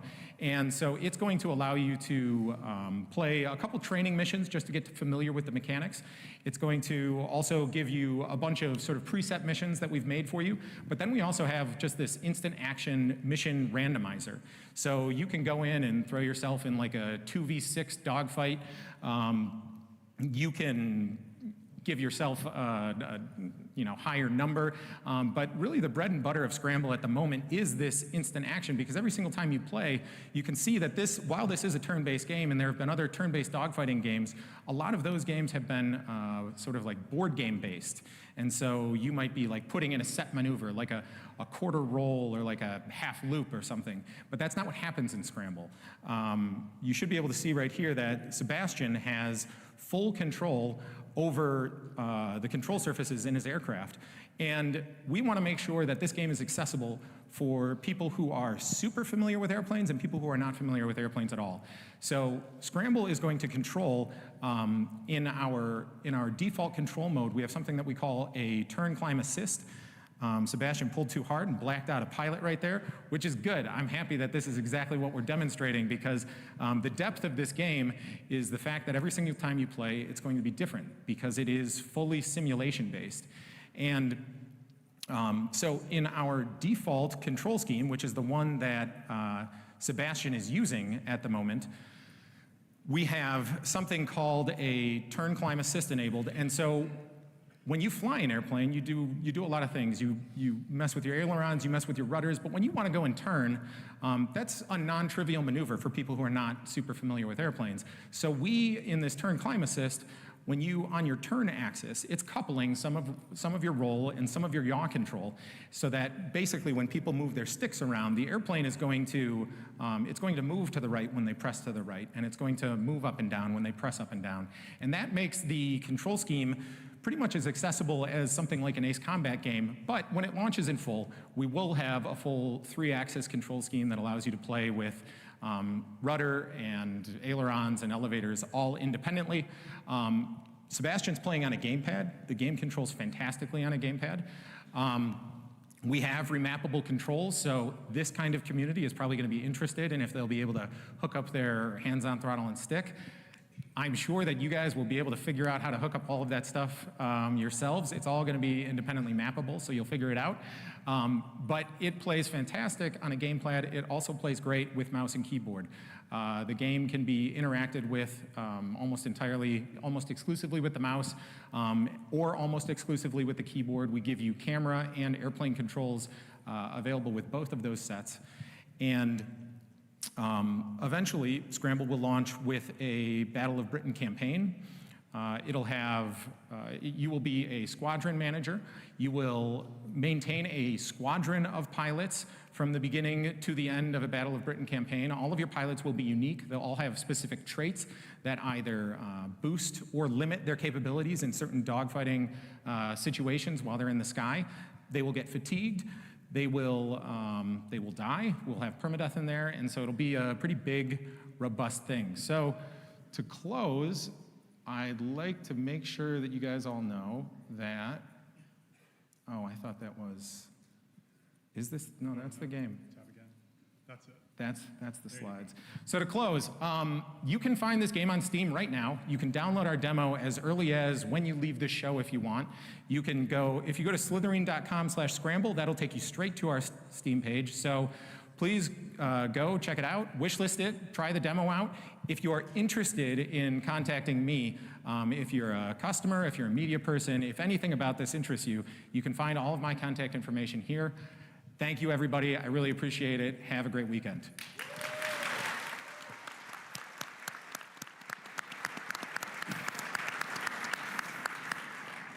All right, so it was not Harry Potter, so that's good.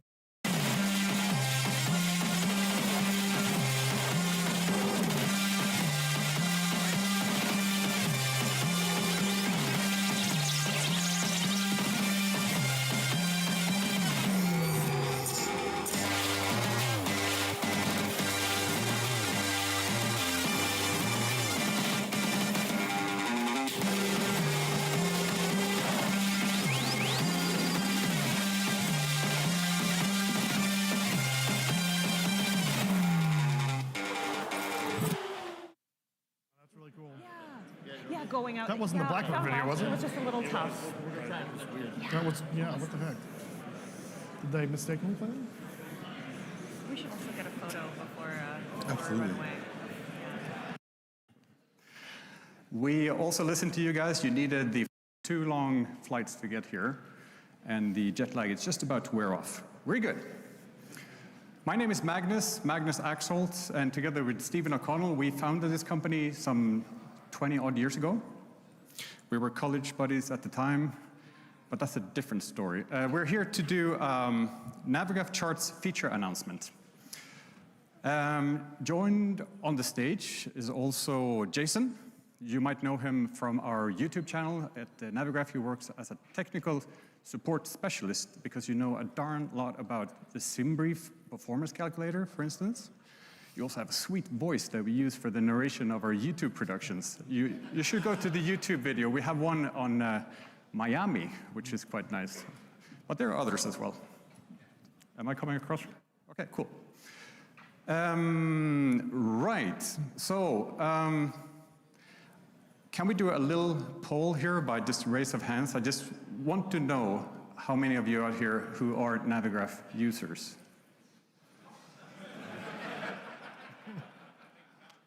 All right, thank you for your support. As you know, we are very tightly linked to the community. We have big ears, and believe it or not, small mouth, and we're listening really closely to what you guys want. So please come over to the booth afterwards and tell us exactly what you want for the future. and we will do our best to build it. Also in the booth, we have a little surprise for you. As you might not know, Navigraph has a side gig. We're also a food company, apparently. Previous shows, we have offered a hot sauce, which some of you still have in your fridges, I believe. In Houston last year, we offered a barbecue rub because we thought that would be fitting. And this year is no different. We have an apron in our booth that you can get. There's a little effort required on your part, but I'll tell you more once you come and see us, all right? Okay, so when we were in Houston, we showed you weather. We had weather overlays, but that was a year ago, and since then, a lot of things have happened. For instance,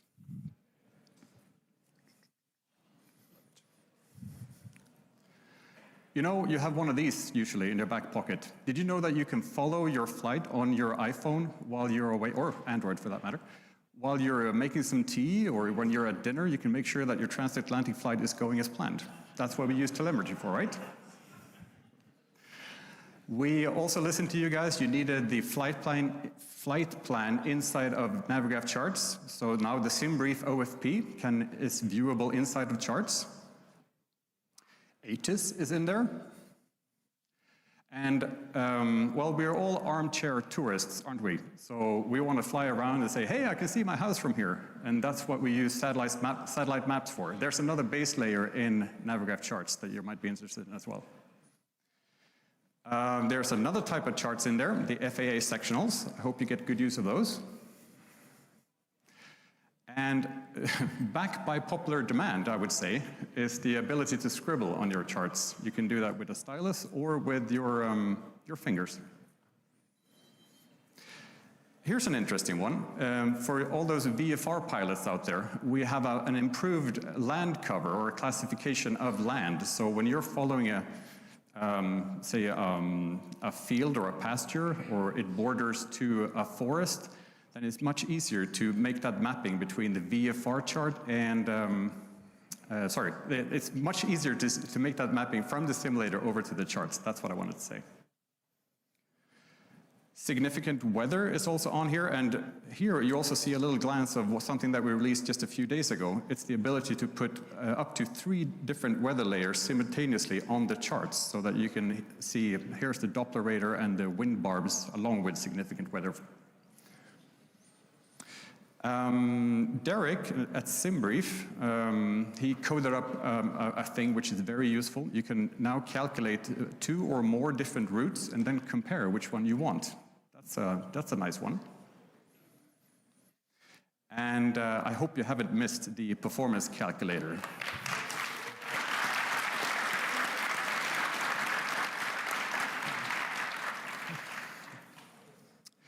And then, of course, to all the developers out there, you know that we have APIs and we have a pretty crafty development department as well, and we love to work with you. So if you want to have Navigraph charts in your add-on aircraft, or if you want to use our AMDB data, for instance, or what might it be, just give us a shout at dev@navigraph.com and we'll make it happen.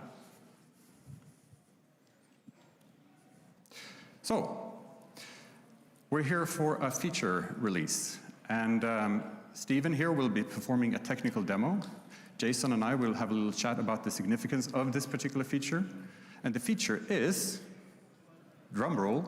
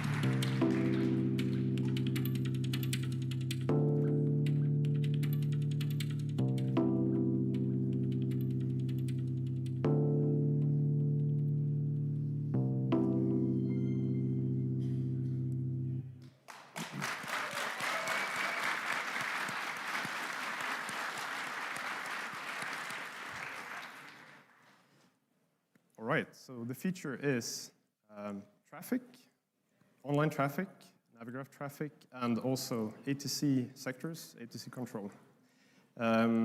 This is the top-rated feature request in our wish list, and it's being asked for by you guys for many years, and we're very happy to be able to present this coming feature today. Now, I say coming because it's not released yet. It's currently in active development. We're still taking feedback, so if you want to try this out yourself, you can come to our booth. We will have a live demo there as well, and we'll be happy to talk to you about this and how we can develop this. I'll attempt now to do a technical demo. This is live with a bit shaky mobile connection, so bear with me.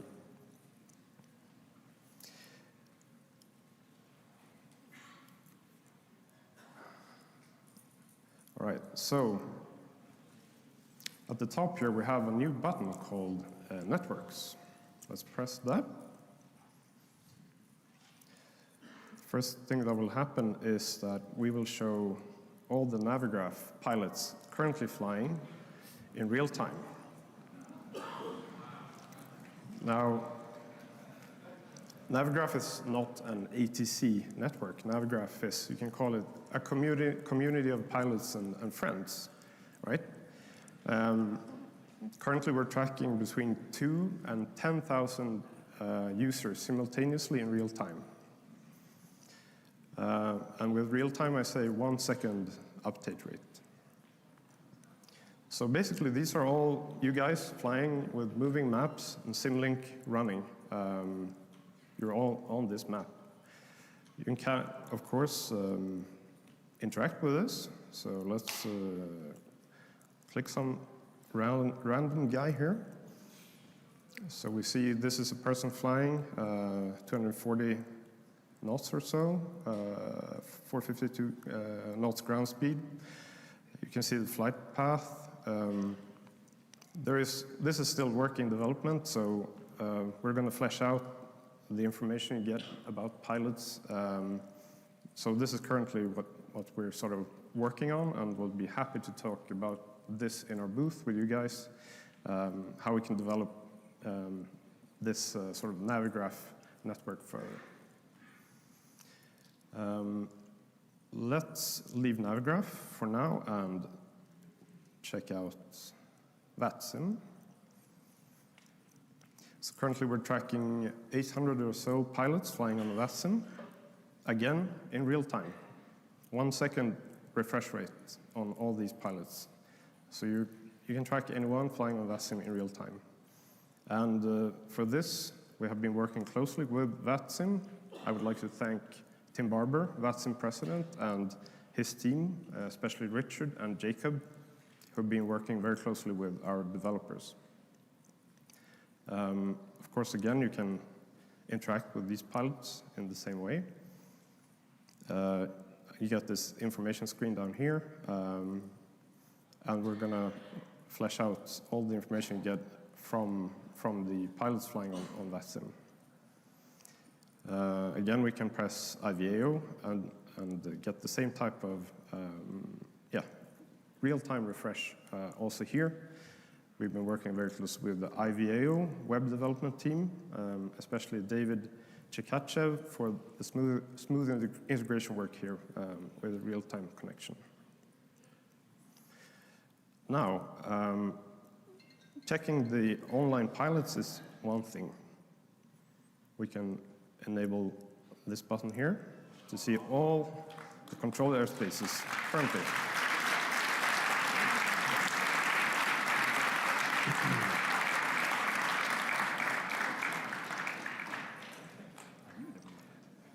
And again, everything is interactive here, so you get who's in control.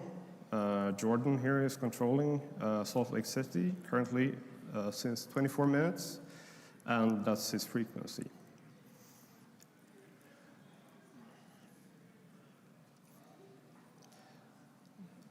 All right, so what you can also do is all these flight paths are in 3D. So you can check also the altitude all the aircraft are flying to see basically where they're coming from. You can see their approach, their descent, and we're also planning to show where they're actually going.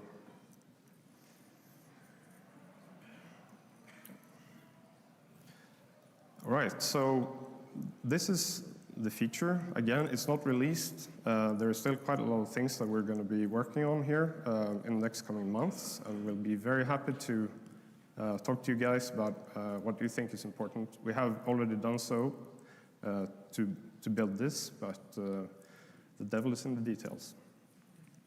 So please come by our booth and check it out, and we're happy to talk to you. With this demo, I'm going to hand it back over to Magnus, and you can talk about this feature and why it's important. Well, why it's important, what do you think, Jason? Why will people actually appreciate this and use it? Yeah. Well, how many of you have flown on a VATSIM event before? Show of hands. It's a lot, right? The thing about when we're flying an event and we're going into an airspace, and we might pull up, I'm going to throw Jacksonville. You might throw Jacksonville up, and there's 15 Jacksonville centers, right? And we don't know which one to pick. And then you call a frequency in the first one, and they go, that's wrong frequency. Contact this one. With this, we're going to be able to see the sectors broken in. It's a work in progress, but that's going to happen. So that's huge for us as pilots and ATC. It saves us time.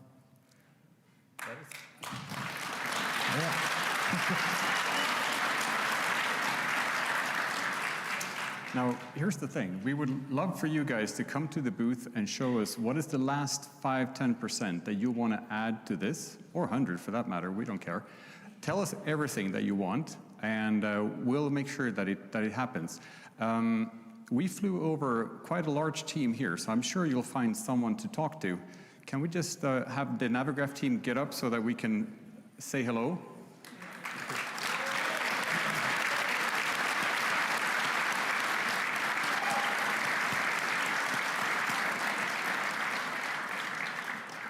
So any one of us on the team is happy to speak to you and see what we can incorporate into this. Now, Stephen, can you tell us a little bit about what the additional interfaces will be that we plan to add? There was something about a profile view and something that you mentioned, 3D and so forth. Right, so of course it's important to see the flight from a top-down view, but to be able to see the flight path in 3D and also the change in airspeed, the change in altitude is important. So this is something we're going to add, probably as a little widget appearing at the bottom of the screen for any aircraft that you click. That's one example. We have many ideas, and we're happy to hear your feedback again about other ideas. Right, and also I think people are curious. Could you mention something about the technical challenges that were needed to overcome to achieve something like this? Well, it's the main challenge has been getting this real-time connection be as smooth as possible, both for our infrastructure, but also for the client. We don't want to bog down the end user's computer too much. So even though we're displaying about 10,000 aircraft moving in real time here, we have really tried to optimize this to have as little footprint as possible, which we've managed to achieve now. So that's been one of the biggest challenges. I don't know if it's me or who it is, but Jason here would be really happy to take some of the questions from the floor. You want to pick him? I want to pick? All right. How about this gentleman over here?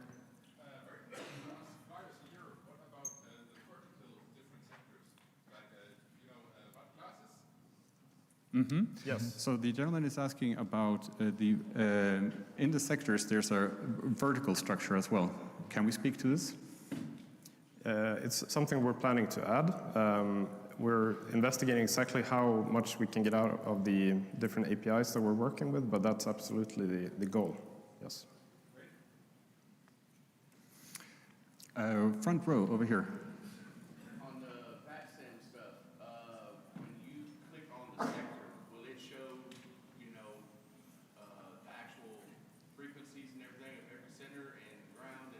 Yes. Yes. So Currently, we're not showing ground and tower in this demo, only the sectors, but that's for sure added soon. And for you folks in the back, the question was, if you click a sector, will you see all the frequencies in there? And the answer is yes. I believe there was a question, gentleman in the colorful shirt.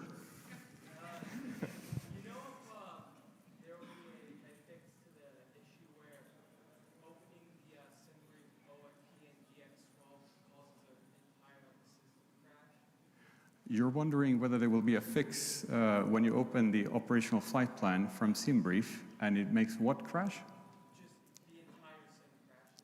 Oh, the entire sim. I'm quite sure that that will be fixed, yes. We can't have that. Yes, over here.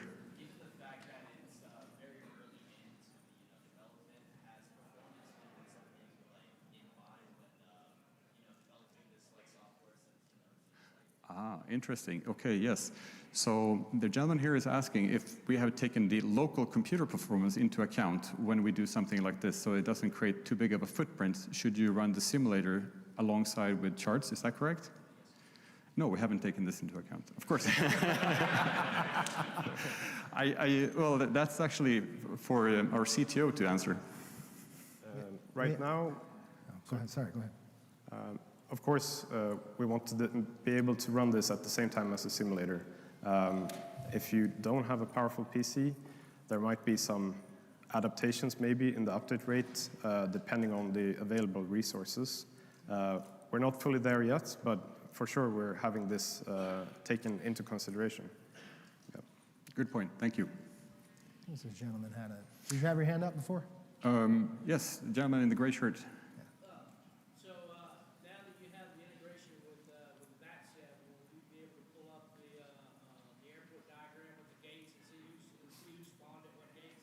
Yes, sir. So the gentleman is asking whether or not we would have the airport overlay so that you can see specifically what aircraft is at what gate. So yes, we will. The traffic will be working down to the very smallest level.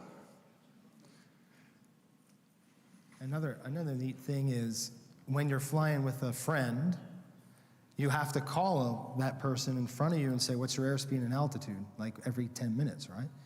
With this, you can just click on the target, and you can see the ground speed. So, we had a question over here. Yes. Somebody clicked on the user before. It wasn't showing like their actual profile name. Would you be able to see the profile name of the person? Yes. Yeah. Would you be able to mark yourself private so that they can? That's a very good question. The ability to search for another person. Yes. It makes them selected. Yes. I'm just going to repeat your question to the people in the back. So the gentleman here is asking whether or not you can turn on and off your visibility, mainly for privacy reasons, I presume. That's at least why we are planning this function. And you also asked whether or not it would be possible to search for someone's user handle. And yes, the intention is to increase the possibility of connecting with other pilots eventually.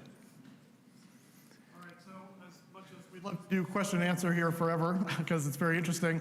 We do have to move on, but they will be at a booth. And so if you have a question for them, an idea for them, that is going to be your opportunity tomorrow and Sunday to go check out the team. There's a lot of them, obviously. It's like a Swedish invasion. So, but anyway, fantastic stuff, Navigraph. It's always a pleasure to have you guys here.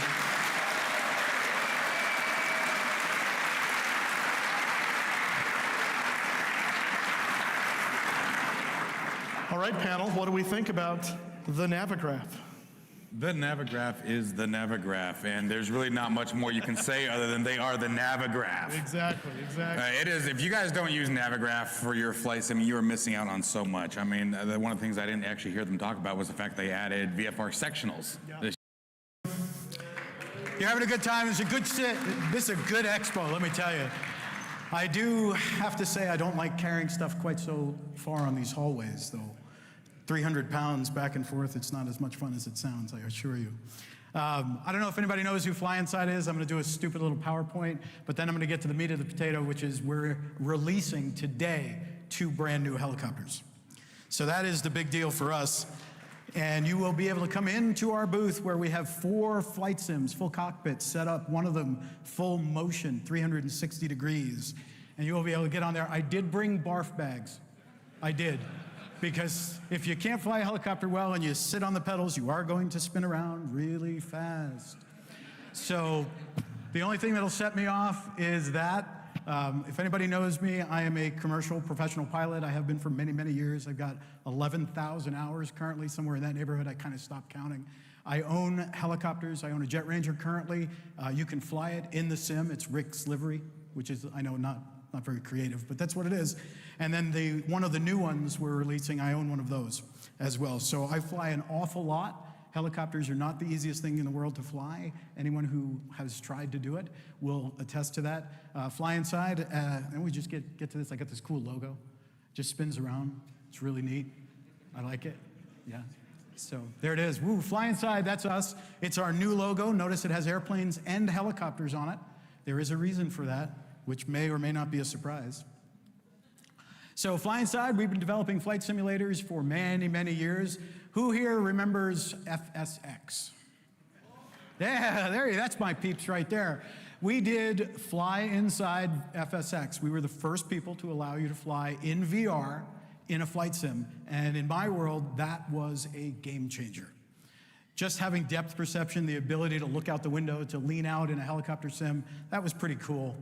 And me personally, I started simulating, I don't want to tell you what year because it'll make me seem even older than I am, but Sublogic's FS1 on an Apple II. Not a 2 Plus, I wish I had one of those, 16K language card. But the day after I started flight simming, I started ground school in Jamaica, Queens, New York. So, and it's a long road from there, but every single sim that came out, I bought, I set up, I played with, and you just got to kind of know the limitations that you have within the sim environment. And tomorrow I'm doing what I like to call a TED Talk on that. It's on your schedule. It's helicopter flight dynamics realism in the flight simulator environment. It's not easy to do. So here we go. Since our first product, we are pushing the boundaries of what you can see and play with in technology. Now with flight dynamics. So we're expanding. The original owner of the company, a guy named Dan Church, you may have talked to.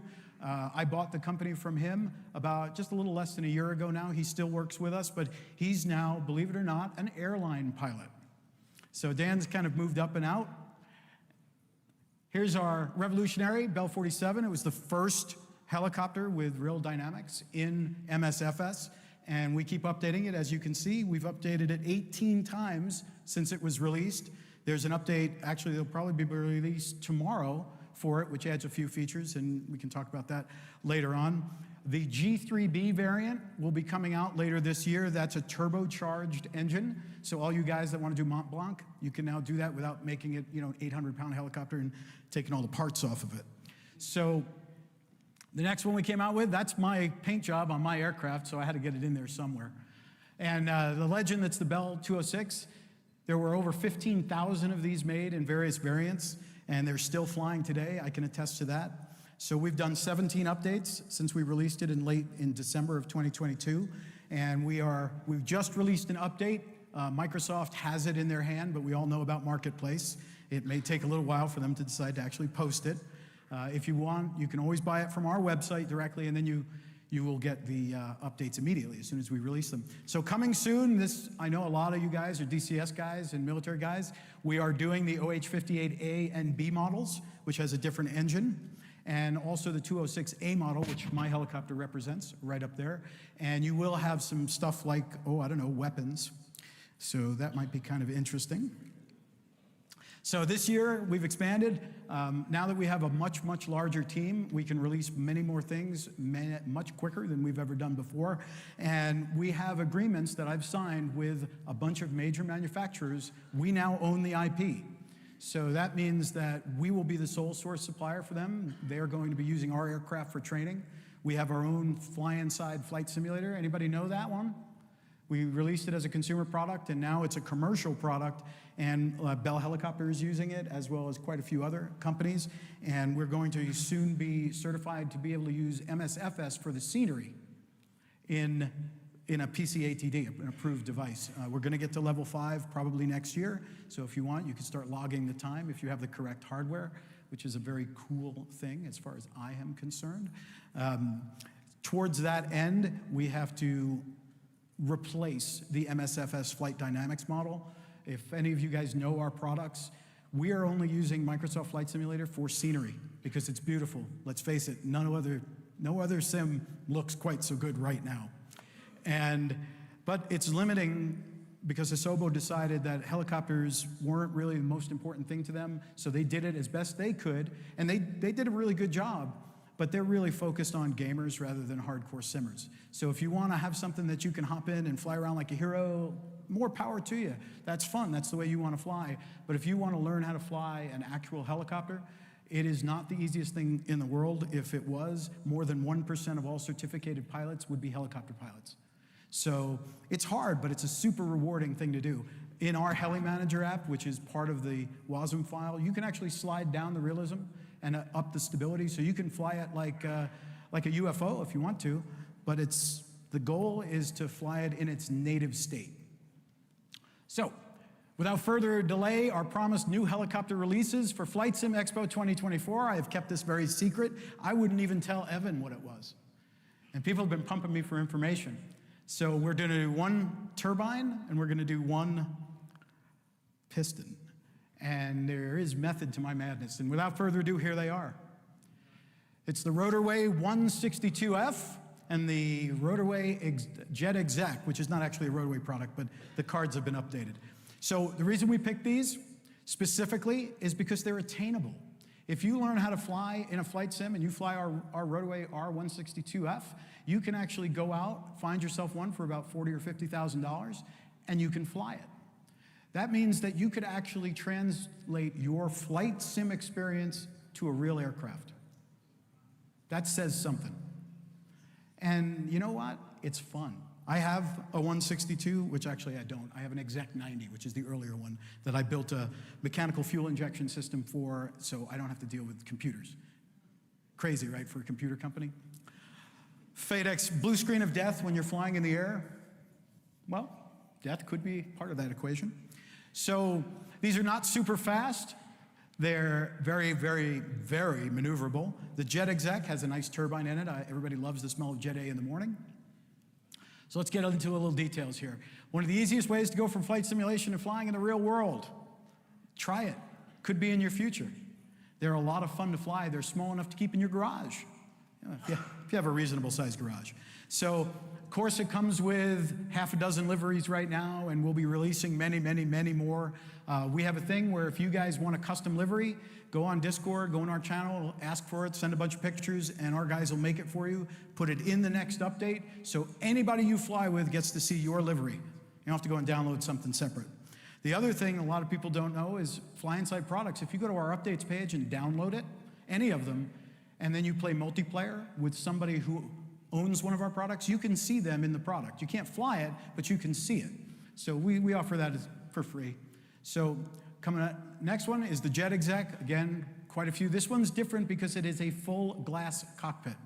That's an Odyssey Enigma, which of course discontinued because it was good and inexpensive, and nobody does good and inexpensive anymore.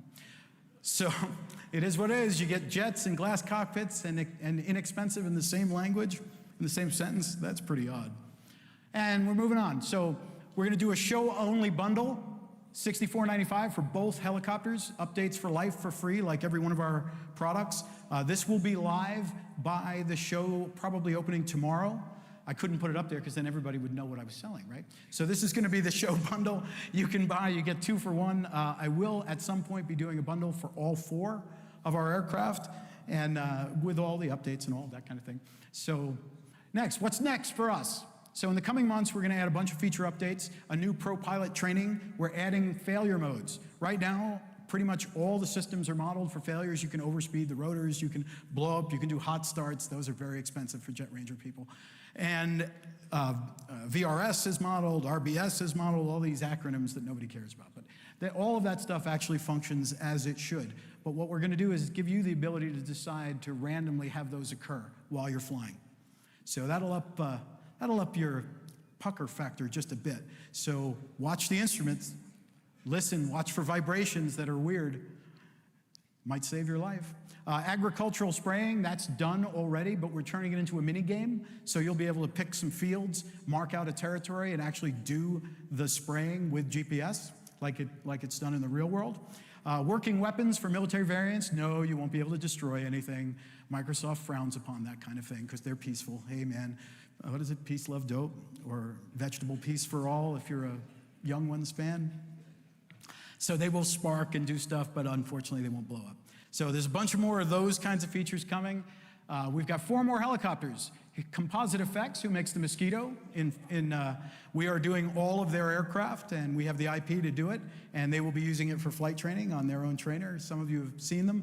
They're very inexpensive, and they're doing experimental helicopters the right way. You go to them and build it with them, so you know it's going to be done properly. So it's the Mosquito XEL, which is a lightweight engine, the XE, a little more power, the XE290, I call Big Bertha, all piston, and the XET turbine, which also uses a Solar T62. Next, we are doing Enstroms. We've signed a deal with Enstrom to do all theirs for training, and they wanted us to do all their legacy stuff, which we will. And I used to own an F-28A, which is a dog. It looks like a toad, but it's a really fun helicopter to fly, 3-bladed, fully articulated rotor system, elastomeric bearings. That's going to be done. Also, the military training variants will be also done. Next, very slow. This is the secret, guys. This is what you came to see. We are doing the Gazelle.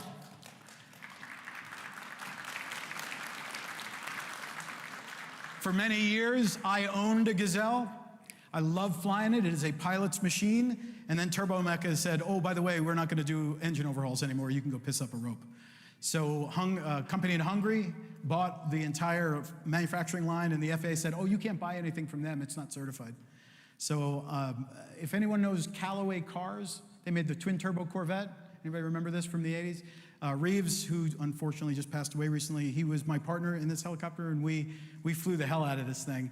And we're going to do both variants, all 4 really. The D, the G, which has the smaller Astudillo 3A, and the 14, which is the bigger horsepower one. Soon to be, that's 2025. You'll start seeing pictures of it now that it's out of the bag. But we've already got it flying in our simulator, fly-inside flight simulator. So we're just cleaning up the art and putting all the new instruments in it. Fast, maneuverable, and sexy. What else? We got fully functional SCAS and stability augmentation. You've been asking for it, we got it. It's coming out probably in the next month or so. And then after that, a fully functioning autopilot.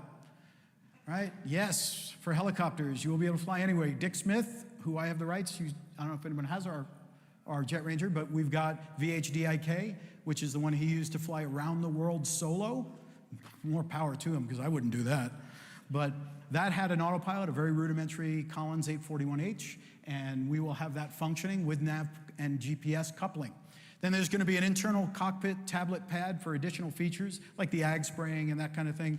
No more external heli manager management console. Everything's going to be inside. We only had to do that for DRM purposes. It wasn't in the marketplace version. You click on a switch in the cockpit, you get a little pop-up. That'll be done probably with the next update release. Thank you. Come and visit us at our booth. We're at 3:30. We've got the sims. We'd love to talk to you guys, hear what you want or don't want, or what you like and don't like. I just want to have a few minutes left, 5:47 according to the shot clock. I'm happy to take questions about anything that we do at this point. Yell them out. Actually, we're a little behind our time, actually, so we need to move on if you're actually done. I'm sorry. Don't let anyone ask me questions? They'll come to your booth, so it's even better. I'm sorry. It says I got 3 minutes and 26 seconds. I know, and you did us a favor by ending early. That's what happened. Oh, I see. See that?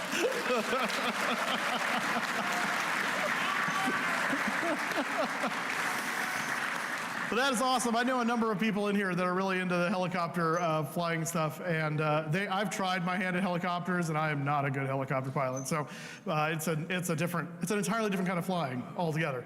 But they're very cool. So what are you guys' thoughts on what we just saw? Well, I've actually used a couple of the Fly Inside products, and they're definitely on par. They're tough. The thing about helicopters is going from fixed wing to helicopters is, with fixed wing, it's turn. With helicopters, it's turn. And if you don't remember that, it's turn. So they're definitely really good products, though. I'm excited for them. It's going to be fun. Yeah, very cool. Yeah. Have you tried helicopters before? I've never tried flying a helicopter. It's probably... Explain. You can hear the announcements made by a captain and the crew. It has simple integration, as I mentioned before. In each language, you can hear in each flight, you can hear multiple languages. So, for example, if you're flying from London to Warsaw, you will hear announcements in English and Polish. You can, of course, update it if you need to. For example, if you're flying German national football team, you can change it to German. And one of the features is custom voices. You can record your own voice, your wife's voice, or whoever you want, if you have permission. And you'll hear their announcements as a captain or a cabin crew. So I'd like to show you how custom voices will look like. For that, let me please introduce my lovely wife, who is here with me today. Hello, everyone.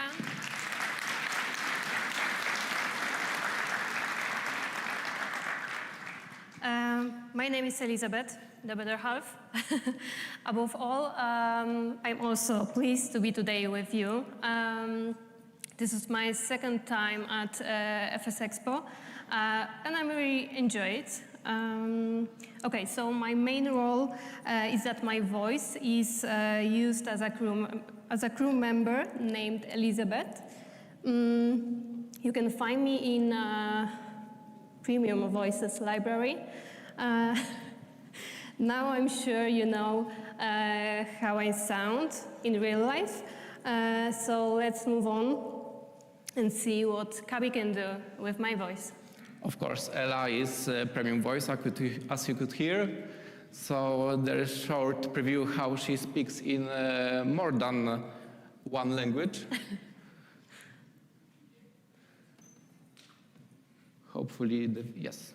Welcome aboard on this LOT Polish Airlines flight from Warsaw to London. Willkommen an Bord dieses LOT Polish Airlines Fluges von Warschau nach London. Bienvenido a bordo de este vuelo de LOT Polish Airlines desde Varsovia a Londres. Witamy na pokładzie polskich linii lotniczych LOT z Warszawy do Londynu. Bienvenue à bord de ce vol LOT Polish Airlines de Varsovie à Londres. Yeah. Benvenuto a bordo del volo LOT Polish Airlines da Varsavia a Londres. Bem-vindo a bordo desse voo da LOT Polish Airlines de Varsovia para Londres. We'll try again in a second. I guess it's because of this USB-C hub. Welcome aboard on this LOT Polish Airlines flight.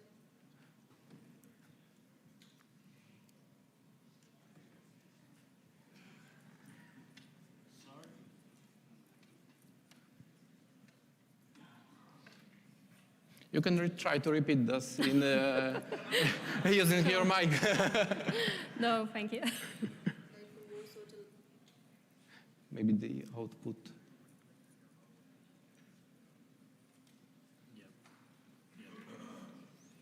London. Oh, okay. Yep. Go ahead. Do that. Go back full screen. All right, we'll try to put the mic near to the MacBook speakers. Welcome aboard on this LOT Polish Airlines flight from Warsaw to London.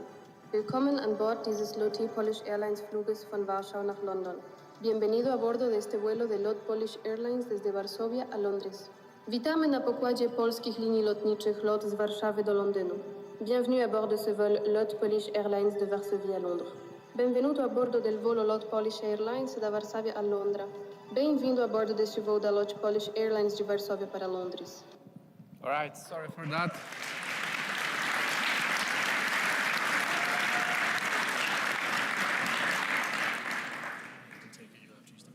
Right.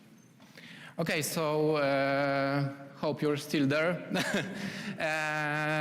That was a short example how AI can take one voice and output it as another voice in multiple languages. So Kabi creates announcements for each stage of the flight, like taxi, safety announcement, descent information, and so on. Here's another short example how it looks like in SIM. Hope it works this time. Ladies and gentlemen, on behalf of the crew, I ask that you please direct your attention to the crew members as we review the emergency procedures.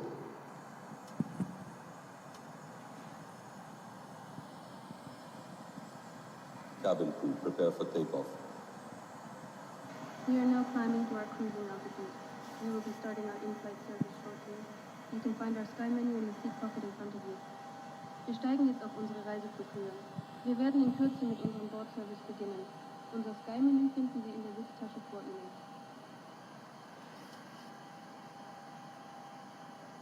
Ladies and gentlemen, the captain has turned off the seatbelt sign.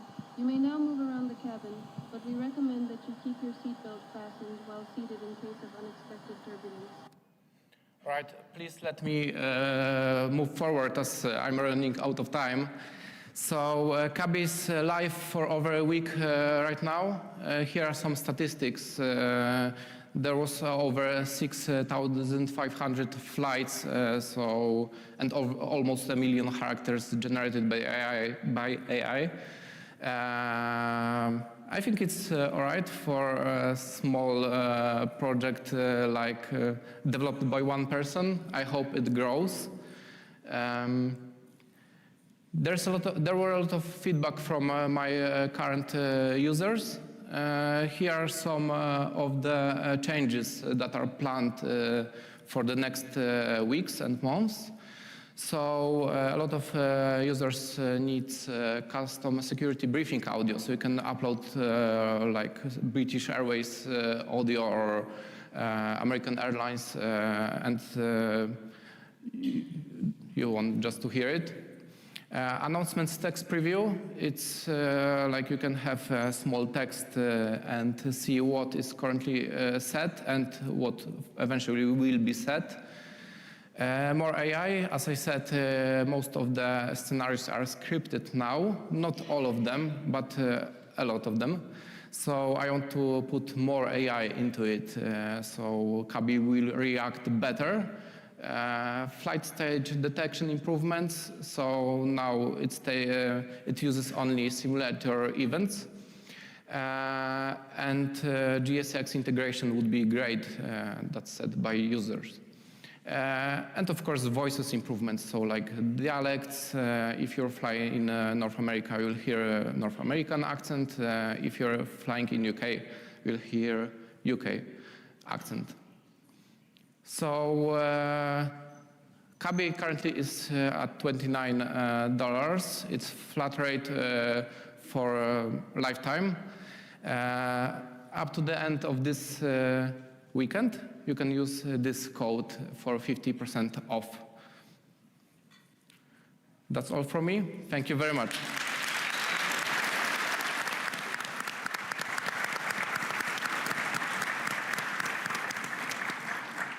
Thank you, guys. It's exciting to see.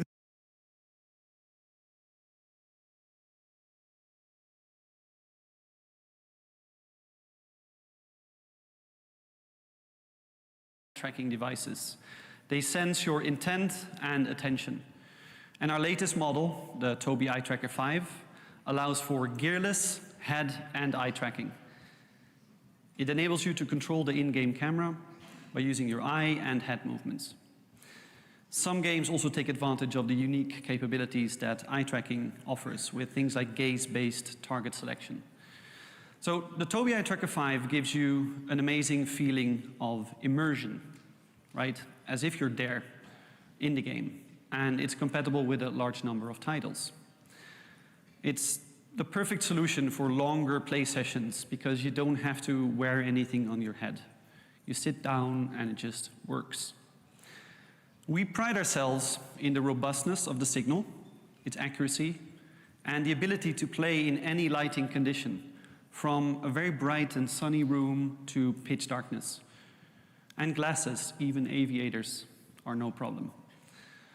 The feeling of being able to look around while getting to keep your hands on your favorite control system is truly remarkable. And the eye tracker mounts under the screen.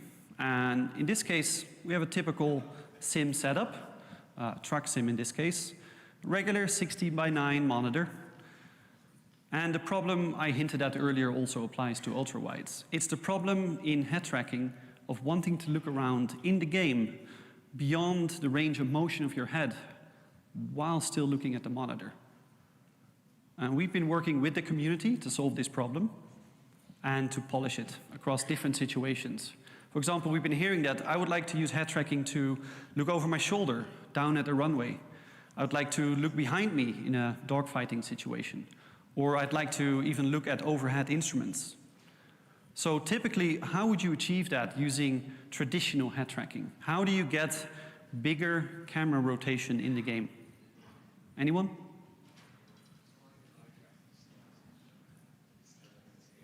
Yep. So you can crank up the sensitivity, or you can use an acceleration curve. That's the kind of old way of doing it.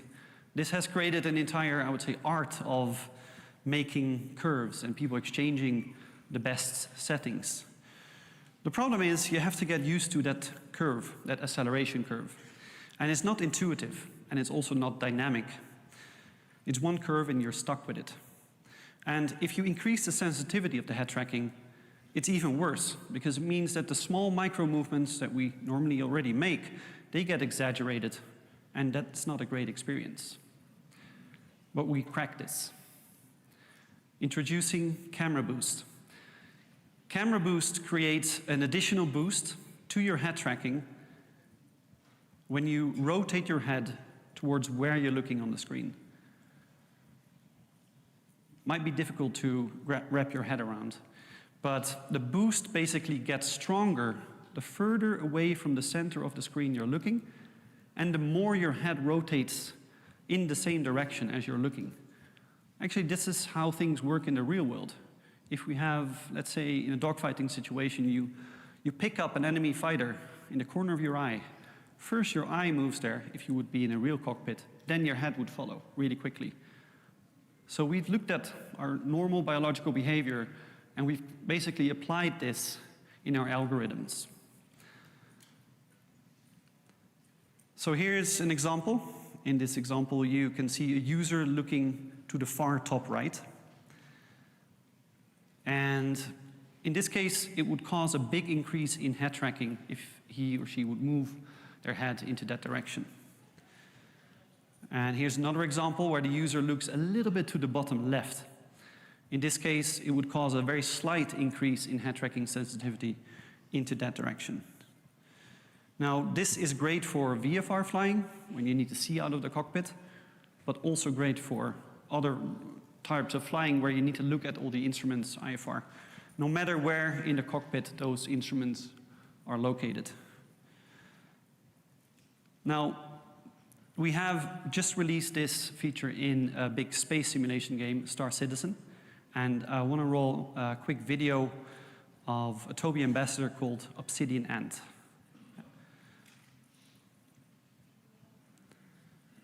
Camera Boost feature takes into account what you're actually looking at with your eyes whilst you're making head movements, and this overall makes head tracking feel way more natural. For example, if I look towards the left of the screen and then turn my head right, you can see the camera turns to the right. However, it never goes quite so far as to make the object I'm looking at go out of frame. In other words, the Camera Boost system is taking what I look at into account when moving the camera. The camera moves smoothly, and what I'm looking at somewhat restricts how far the camera will actually rotate. It's an intelligent system that just makes everything feel way more natural, and I think that probably speaks for itself. Now, on the other hand, if I'm to look to the right and also move my head to the right, the game understands that I'm actually trying to see much further to the right. Therefore, the camera rotates much faster. And not only that, if I keep my eyes looking to the right, the camera actually has a greater degree of motion. Notice how now the camera isn't restricted, but actually very quickly looks over my right shoulder. I think it's self-explanatory what the camera boost feature then will do for situational awareness in the game. And not only that, it adds immensely to the immersion. The same tracking method works regardless of whether you're in your ship, walking around, or simply sitting down and chilling out. Right, in this case you probably noticed a little bubble that's just for illustration purposes, so you can get an idea of exactly where, in this case, Obsidian Ant is looking at. So Camera Boost is available today in DCS, in Star Citizen, and in War Thunder. And it's coming soon to Arma 3, Elite Dangerous, and X-Plane. And we hope to announce more future games soon. And this weekend, you can try Camera Boost yourself, because I can talk about it, try to explain it, but you have to just experience it yourself, how intuitively this works. And you can try it out in DCS over at the booth of our friends at Thrustmaster. Thanks very much for your attention, and see you on the show floor. Toby out.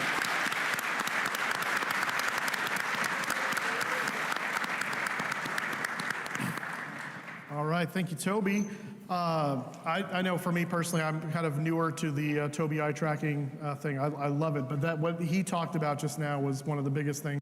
Guide to Flight Simulator, our Aircraft Checklist Pro.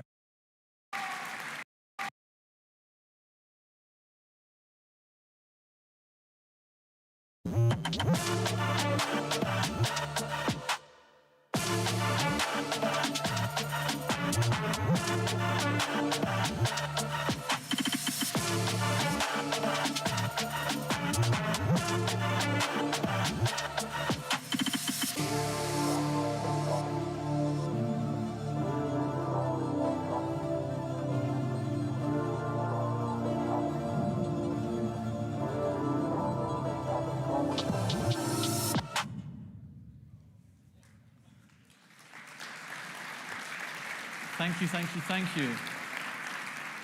So hello everyone, my name is Callum from SoFly. You may recognize me from other places as well, but I love developing products, and today I'm pleased to announce our USB Ultimate Bundle, which as you saw contains 11 products, all for the value of $70. But I'm not here just to kind of advertise stuff. I have a bunch of other things as well to talk to you about today.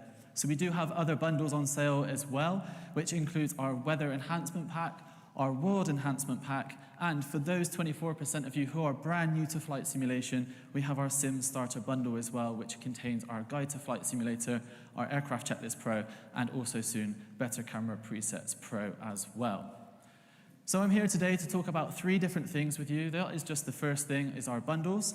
But the second thing I'm going to talk to you about today is Eco Soundscapes, our most recent product. We released this about 2 weeks ago, had some fantastic feedback, and essentially, if you've not heard of it, it will inject sounds across the world that will enhance Microsoft Flight Simulator from cities, airports, forests, rivers, you name it. There is a new sound for it. Now, we had lots of feedback initially, so I'm just going to present to you 3 different things that are coming from our roadmap today. The first one is going to be new aircraft environmental sound effects. So this will be local to different aircraft sizes, and also feature a large bank of sounds as well.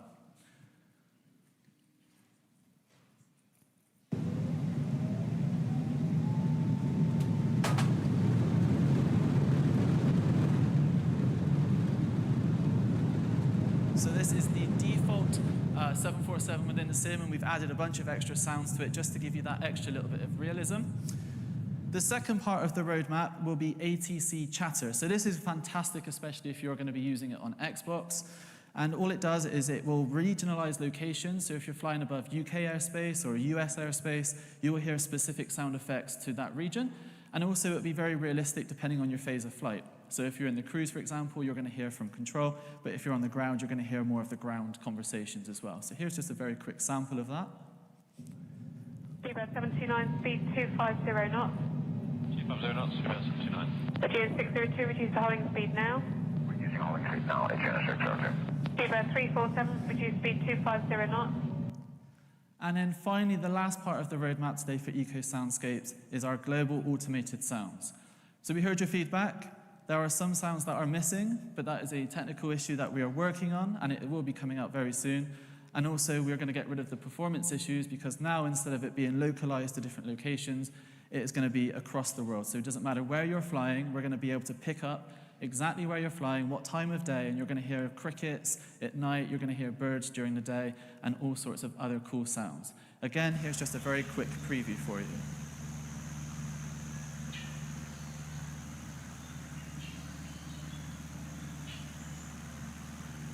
They're quite subtle sounds, but it does add that extra level of immersion. So, as I said, we have 3 things for you today, and I have one more thing. But if you do have any questions, please do come by booth 600, where you'll meet some of the fantastic team from SoFly, and we'll be able to share a little bit more about what we have coming up next. But now, please sit back, relax, and enjoy this video.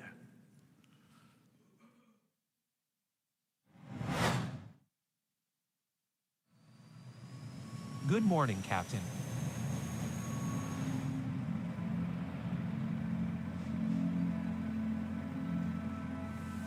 Morning. I've got your fuel report.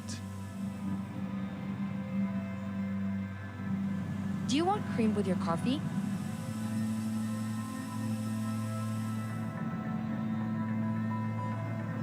Good morning, everyone, and welcome on board your American Airlines flight to Las Vegas. Thanks for the fuel report.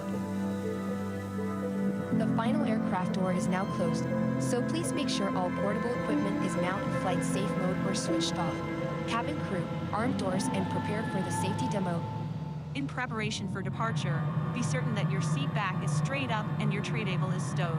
Make sure that your carry-on items are placed completely under the seat in front of you. Portable telephones are not approved for use in flight. However, you may use certain other electronic devices when advised by your crew. There are 8 emergency exits on this aircraft, 2 at the front, 2 at the rear, and 4 in the middle. Take a moment to locate the exit nearest you.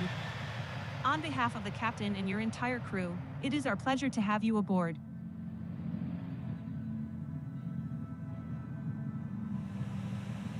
Final flight of the day.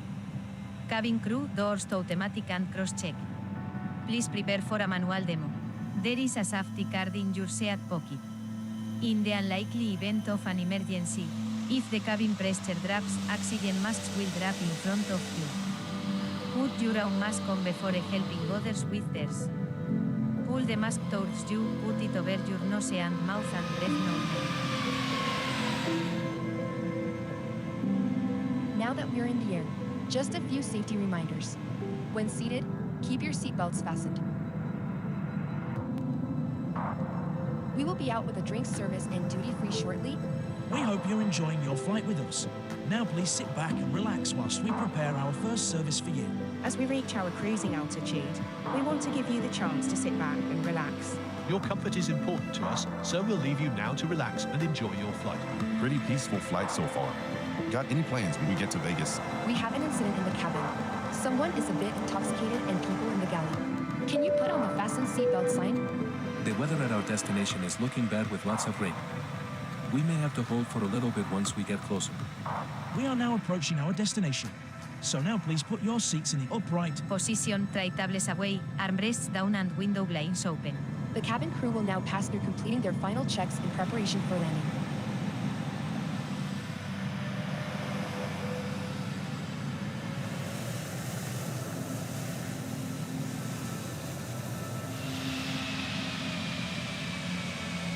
For your safety, please remain seated until the captain has turned off the fasten seatbelt sign, and we have come to a full and complete stop. When opening lockers, do take care in case anything is falling out and remember to take everything with you. Thank you. Gracias. Thank you so much for flying with us. Cabin crew, doors to manual. Shots attached. You're free to disconnect the parking brake. Welcome to Las Vegas. Thank you for choosing to fly with us today, and we wish you a fabulous stay.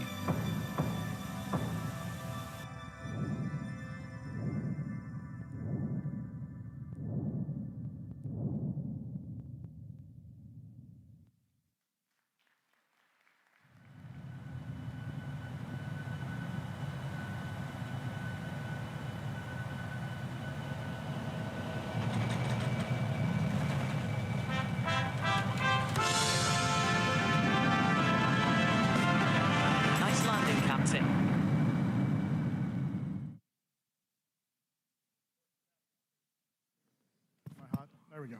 There's an important caveat there at the end, the one price, no subscription. That's awesome. But it's one word comes to mind is, or I guess it's two, mymersion, I think is the. Yeah, do we just change the? Thank you. So Ben, tell us a little bit more about what's in RC and what's coming after. Let's see. So X-Plane 12.1.0 is our biggest patch to X-Plane 12 since we released. It is as big as the previous two patches combined. We touched a ton of stuff. It's a really big graphics update for us. We got in bloom and depth of field, as well as a screenshot tool, so people have been taking really great photos with it. A whole bunch of quality improvements to the graphics, new particle effects. Try having your landing gear collapse, scrape an engine. It looks really, really cool. It's also a really big update to the weather engine. We did a lot of work on how we blend clouds together, especially when real weather is on and you have different storm systems coming together. And it's actually also a big update for our systems avionics. The G1000 got an upgrade. We put in an entirely new API for third parties to create their own glass displays. It's gonna have much better performance. This was just a really big release for us. Here's a couple pictures of the clouds, of the night views. We gave Las Vegas an update because we had to, because we were coming here. And our add-on developers got into this too, and they took some really nice pictures using the new screenshot tool. So this has been a big release for us, but we have more stuff coming. So in a few minutes, we want to tell you about some of the things that the development team is working on now that we're hoping to get to you really soon. And the first area is some new things coming with X-Plane's avionics. We are putting synthetic vision into X-Plane's G1000. So this is going to be synthetic vision. You'll be able to see terrain, water, obstacles, as well as things from your flight plan and route built into the sim. This will also work with add-on aircraft that use our G1000. And we're driving this off of the data we already have on your graphics card, so it should be very high performance. We're hoping not to have a frame rate hit, even though you get all of this extra detail. So here's a picture of what it looks like. This is an approach, and you can see the arc that the GPS expects you to fly as hoops in the sky, as well as terrain and obstacle avoidance. So that's going to be a really nice improvement to the G1000. We're also working on weather radar, and this is a realistic simulation of how the weather radars work in an airliner. So it's not just a map of radar, it's actually sweeping up and back. You can tilt it just like in a real airliner.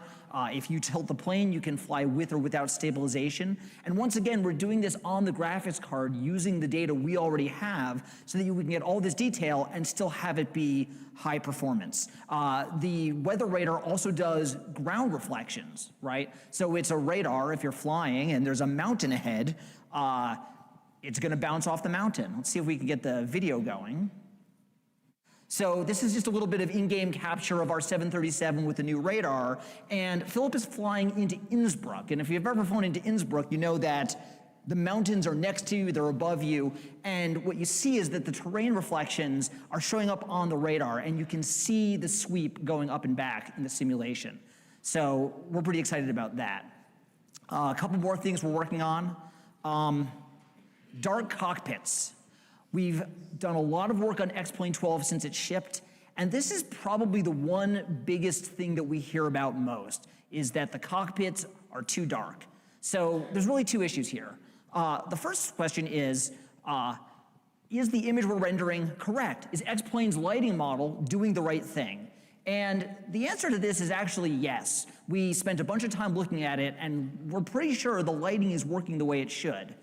The second question is this something that you would like to fly? And the answer to that is absolutely not. The cockpits are wicked dag. Here's a picture that I sometimes show of my son in a real Airbus cockpit, and you can see that the sky is really bright and the cockpit's really dark. Here's the thing. This picture was from my iPhone 10 years ago, and it's a lousy looking picture, right? No one actually wants to fly a flight sim that looks like this. The problem we have is exposure. We have the right lighting model, but what we don't have is your brain. your brain takes all these different light levels and allows you to see really bright things and really dark things at the same time. So we made this roadmap after X-Plane 12 shipped of what we wanted to do. We wanted to fix any bugs in the lighting model we could find, and we did find some. They were mostly color bugs and not brightness bugs. We wanted to do more careful measurements of the real world. So we give light meters to real pilots, we do ray traces, we have a bunch of things we do to try to validate that the lighting is right, and we're mostly done with that, and we think the lighting is right. And then the final step is, if the lighting is right, but the exposure looks ugly, it's time to fix exposure. So what we're going to do is bring back exposure fusion. Exposure fusion is a feature that you might have in your smartphone that takes an image and exposes different parts of the image at different brightnesses in a way that looks realistic but lets you see more detail. So let me show you a picture. This is a 3-part image of a really difficult scene for X-Plane. This is a hard case. This is Innsbruck with thunderstorms, with the sun directly behind the clouds with silver linings and blooms, and the Airbus cockpit backlit. So this is a really hard scene with bright outside world and a dark cockpit. In the left third of the image, you're seeing what we ship now, and it's really hard to see inside the cockpit. In the middle third of the image, this is with bug fixes. The mountains look dark when they're in the shadow of the clouds like they should. This is something we fixed that's going to make the images more realistic. But the cockpit is still really dark. And on the third side, this is a little tough to see in the ballroom of a hotel, but on the third side, exposure fusion is bringing up the brightness of the cockpit so you can start to see some of that texture and detail, even though it's darker. Let me show you one more before and after. This is off, on, and you can see that with exposure fusion off, it's really tough to see the details in the cockpit. If you move your head down in X-Plane, it will bring up the exposure, you'll be able to see everything, but while you're flying, it's dark. And with exposure fusion, you can start to see some of the tone of that metal in the Airbus cockpit. So this is something that we're looking to get productized so that you can have realistic rendering, but still be able to see inside the cockpits.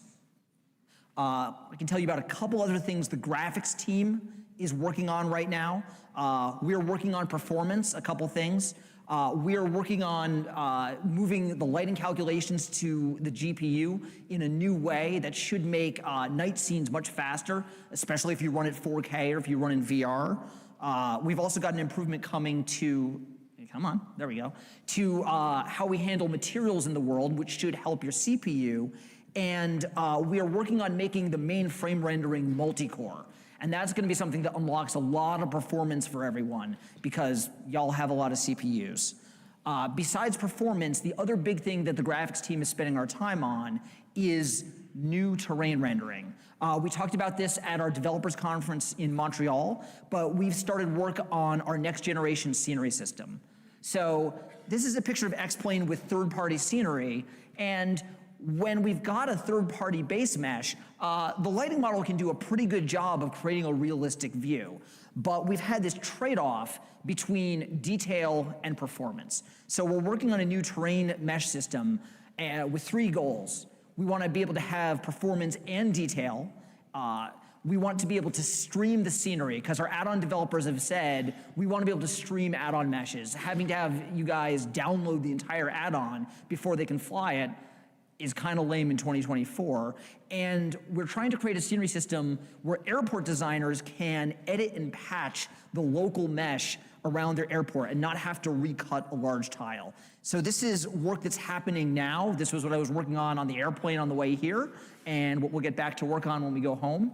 And we're looking to get some of this stuff out in Q3 and Q4 of this year in our next updates. Let me turn it over to Thompson to tell you about the X-Plane store. Yeah, so one project that I've been working on quite a bit recently is the X-Plane store. This will be a platform within the app itself and online to let you buy add-ons, aircraft, scenery, plugins, but that sounds kind of, pedestrian, and we already have that, right? But we've decided to do it a little bit better. So the plans for the X-Plane store will be integrated directly into X-Plane, which means that a lot of the points of friction in the current process of purchasing, downloading, installing, and then unlocking an add-on will be removed. This will all be built on a new X-Plane identity system that we're building currently, which will keep all of this in sync, whether you're on different computers or if you buy something on the web and then want to use it in X-Plane. We'll also update all of your add-ons for you, so you won't need to worry about what's up to date and what hasn't been done yet. You'll just be able to hop in and fly. And lastly, we're going to fix the DRM system for X-Plane. So for a while, to really protect the add-ons you make for X-Plane, you've had to make your own system or hop on someone else's third-party system. We're going to do a little bit better than that. For free, we'll offer to all developers on our store a built-in DRM system that does all the work for you. No fiddling with anything. So what does this mean for you guys, for the users? Well, it'll be a convenient shopping experience directly in the app, so you won't have to keep clicking away. It will download and install for you automatically. And it will also store your payment information. We won't, I don't want it. Stripe will, they're the professionals at that. And it'll also offer tools like Apple and Google Pay, so to make it as seamless as possible for you. It's also a win for developers because they get a lot more exposure. They will be within the X-Plane app itself. They get all of the DRM wins. And we're also focused a lot on the quality control. So I know that a lot of folks have had trouble with certain add-ons from certain companies, and we hope to really raise the bar on what's acceptable in a marketplace. One part of getting ready for the X-Plane store system is our new WebSocket API. So as I was preparing these slides, I asked ChatGPT to, make a graphic explaining WebSockets to me. And I'm not going to try to explain this to you, and I'm not sure what it was thinking. The fact is, it didn't know what it was thinking. But let me tell you what it means. So the big thing about WebSockets for us are lowering barriers to entry to X-Plane. So with WebSockets, developers and most of you will be able to write applications that need data from X-Plane about all sorts of things: the state of the aircraft, how fast you're going, where you're going, what you're flying. You'll be able to get that data from X-Plane, and then on the way back, you'll be able to send data to X-Plane, either setting those values or sending commands to X-Plane. This will really unlock a lot of people to use all of this data that X-Plane knows about without having to make your own complicated plugin or counting on users to install that. The biggest thing that I'm excited about for this WebSockets API is just getting started. With modern AI tools like ChatGPT and Copilot, it is so easy to write code for the web if you don't know anything about code. I had an interesting little project that I started completely from scratch with no knowledge. Stop by the booth if you're interested in trying that out. But yeah, so it's really all about lowering the barrier to entry and making it easier on developers. So we have a partner of ours that is launching a new product right now for X-Plane using this API, and we're going to ask them up to tell us a little bit about it.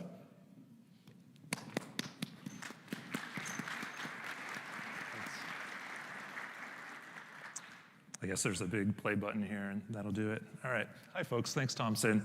I'm Alex List. I'm a commercial multi-engine pilot and also instrument rated.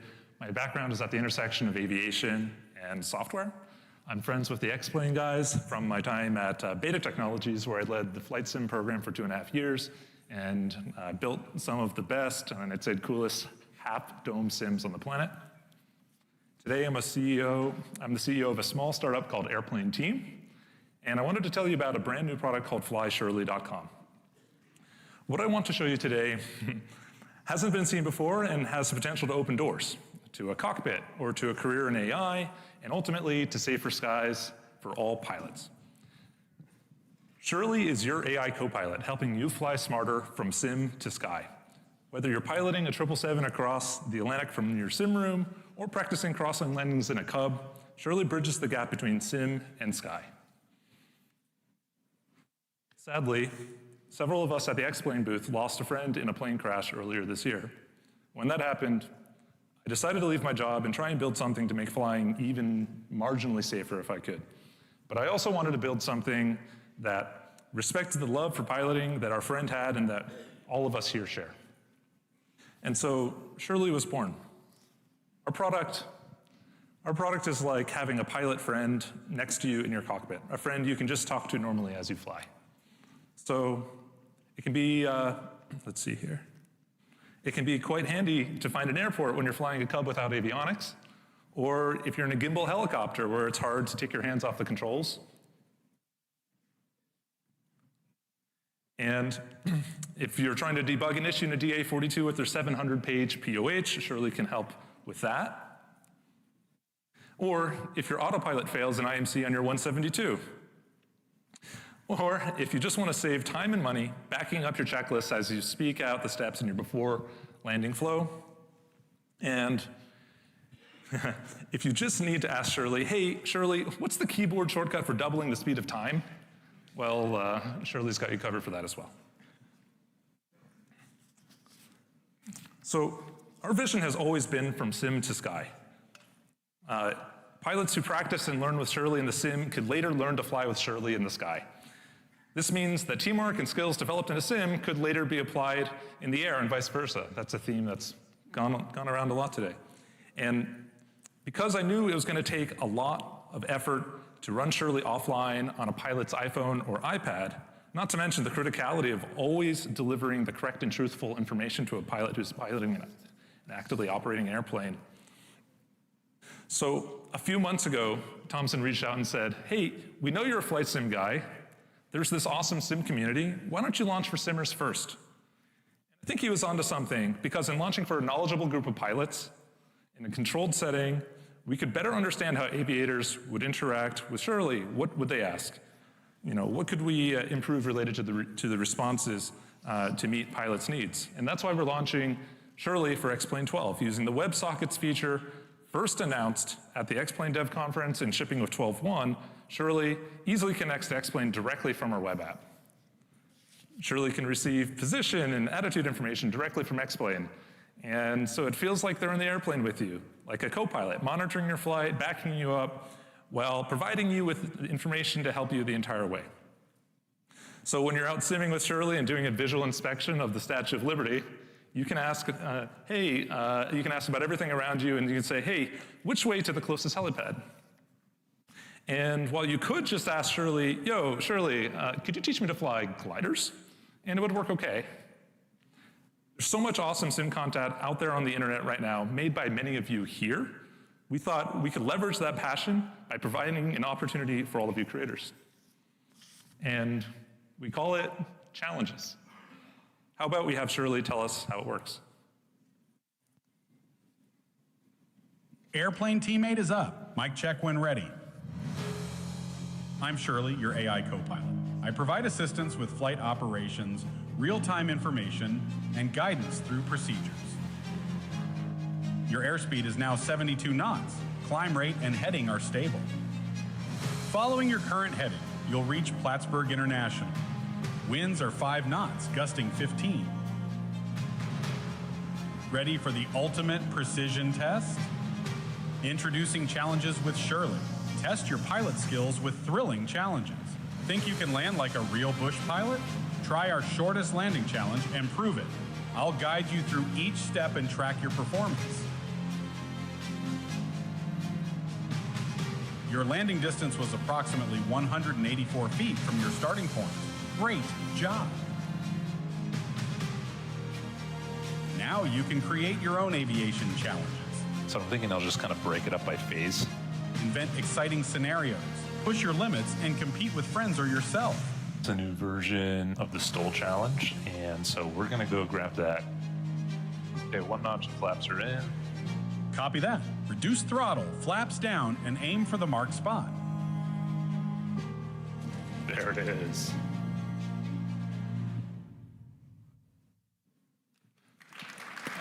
Thanks.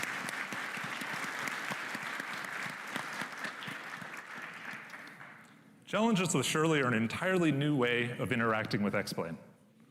Challenges let you build, try, and remix missions made by you or other simmers, so you can train, compete, and have fun. And we want to make this a community thing. And so we intend to feature challenges made by community members, attributing to you and linking back to your Twitch or YouTube directly from our website. We'll also be streaming as we try out your work, the challenges that you make, and give tips and feedback on our Discord.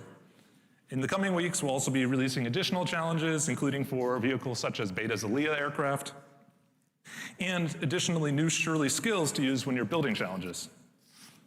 Challenges are really a great way to build familiarity and make the most of this new opportunity with AI. And we think you're really gonna have a ton of fun using it. So in a time when companies are releasing AI co-pilots for everything it seems, except for flying, our product is like having a co-pilot friend sitting next to you in the cockpit, a real AI co-pilot. And best of all, by using Shirley, we'll all be part of something bigger than us, helping to bring this sort of technology, which started in Sims, to make it available for safer flying in the sky. Shirley is available today with a free trial at flyshirley.com and on a subscription pricing basis. You can stop by the X-Plane booth this weekend to try it in person and to complete in our STOL challenge. There's a Cessna and there's a Cub category, and winners get a free membership.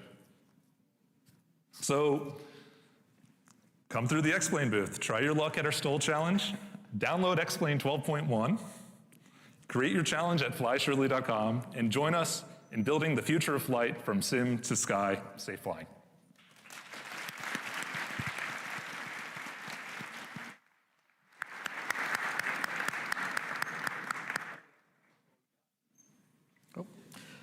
So surely you can't be serious.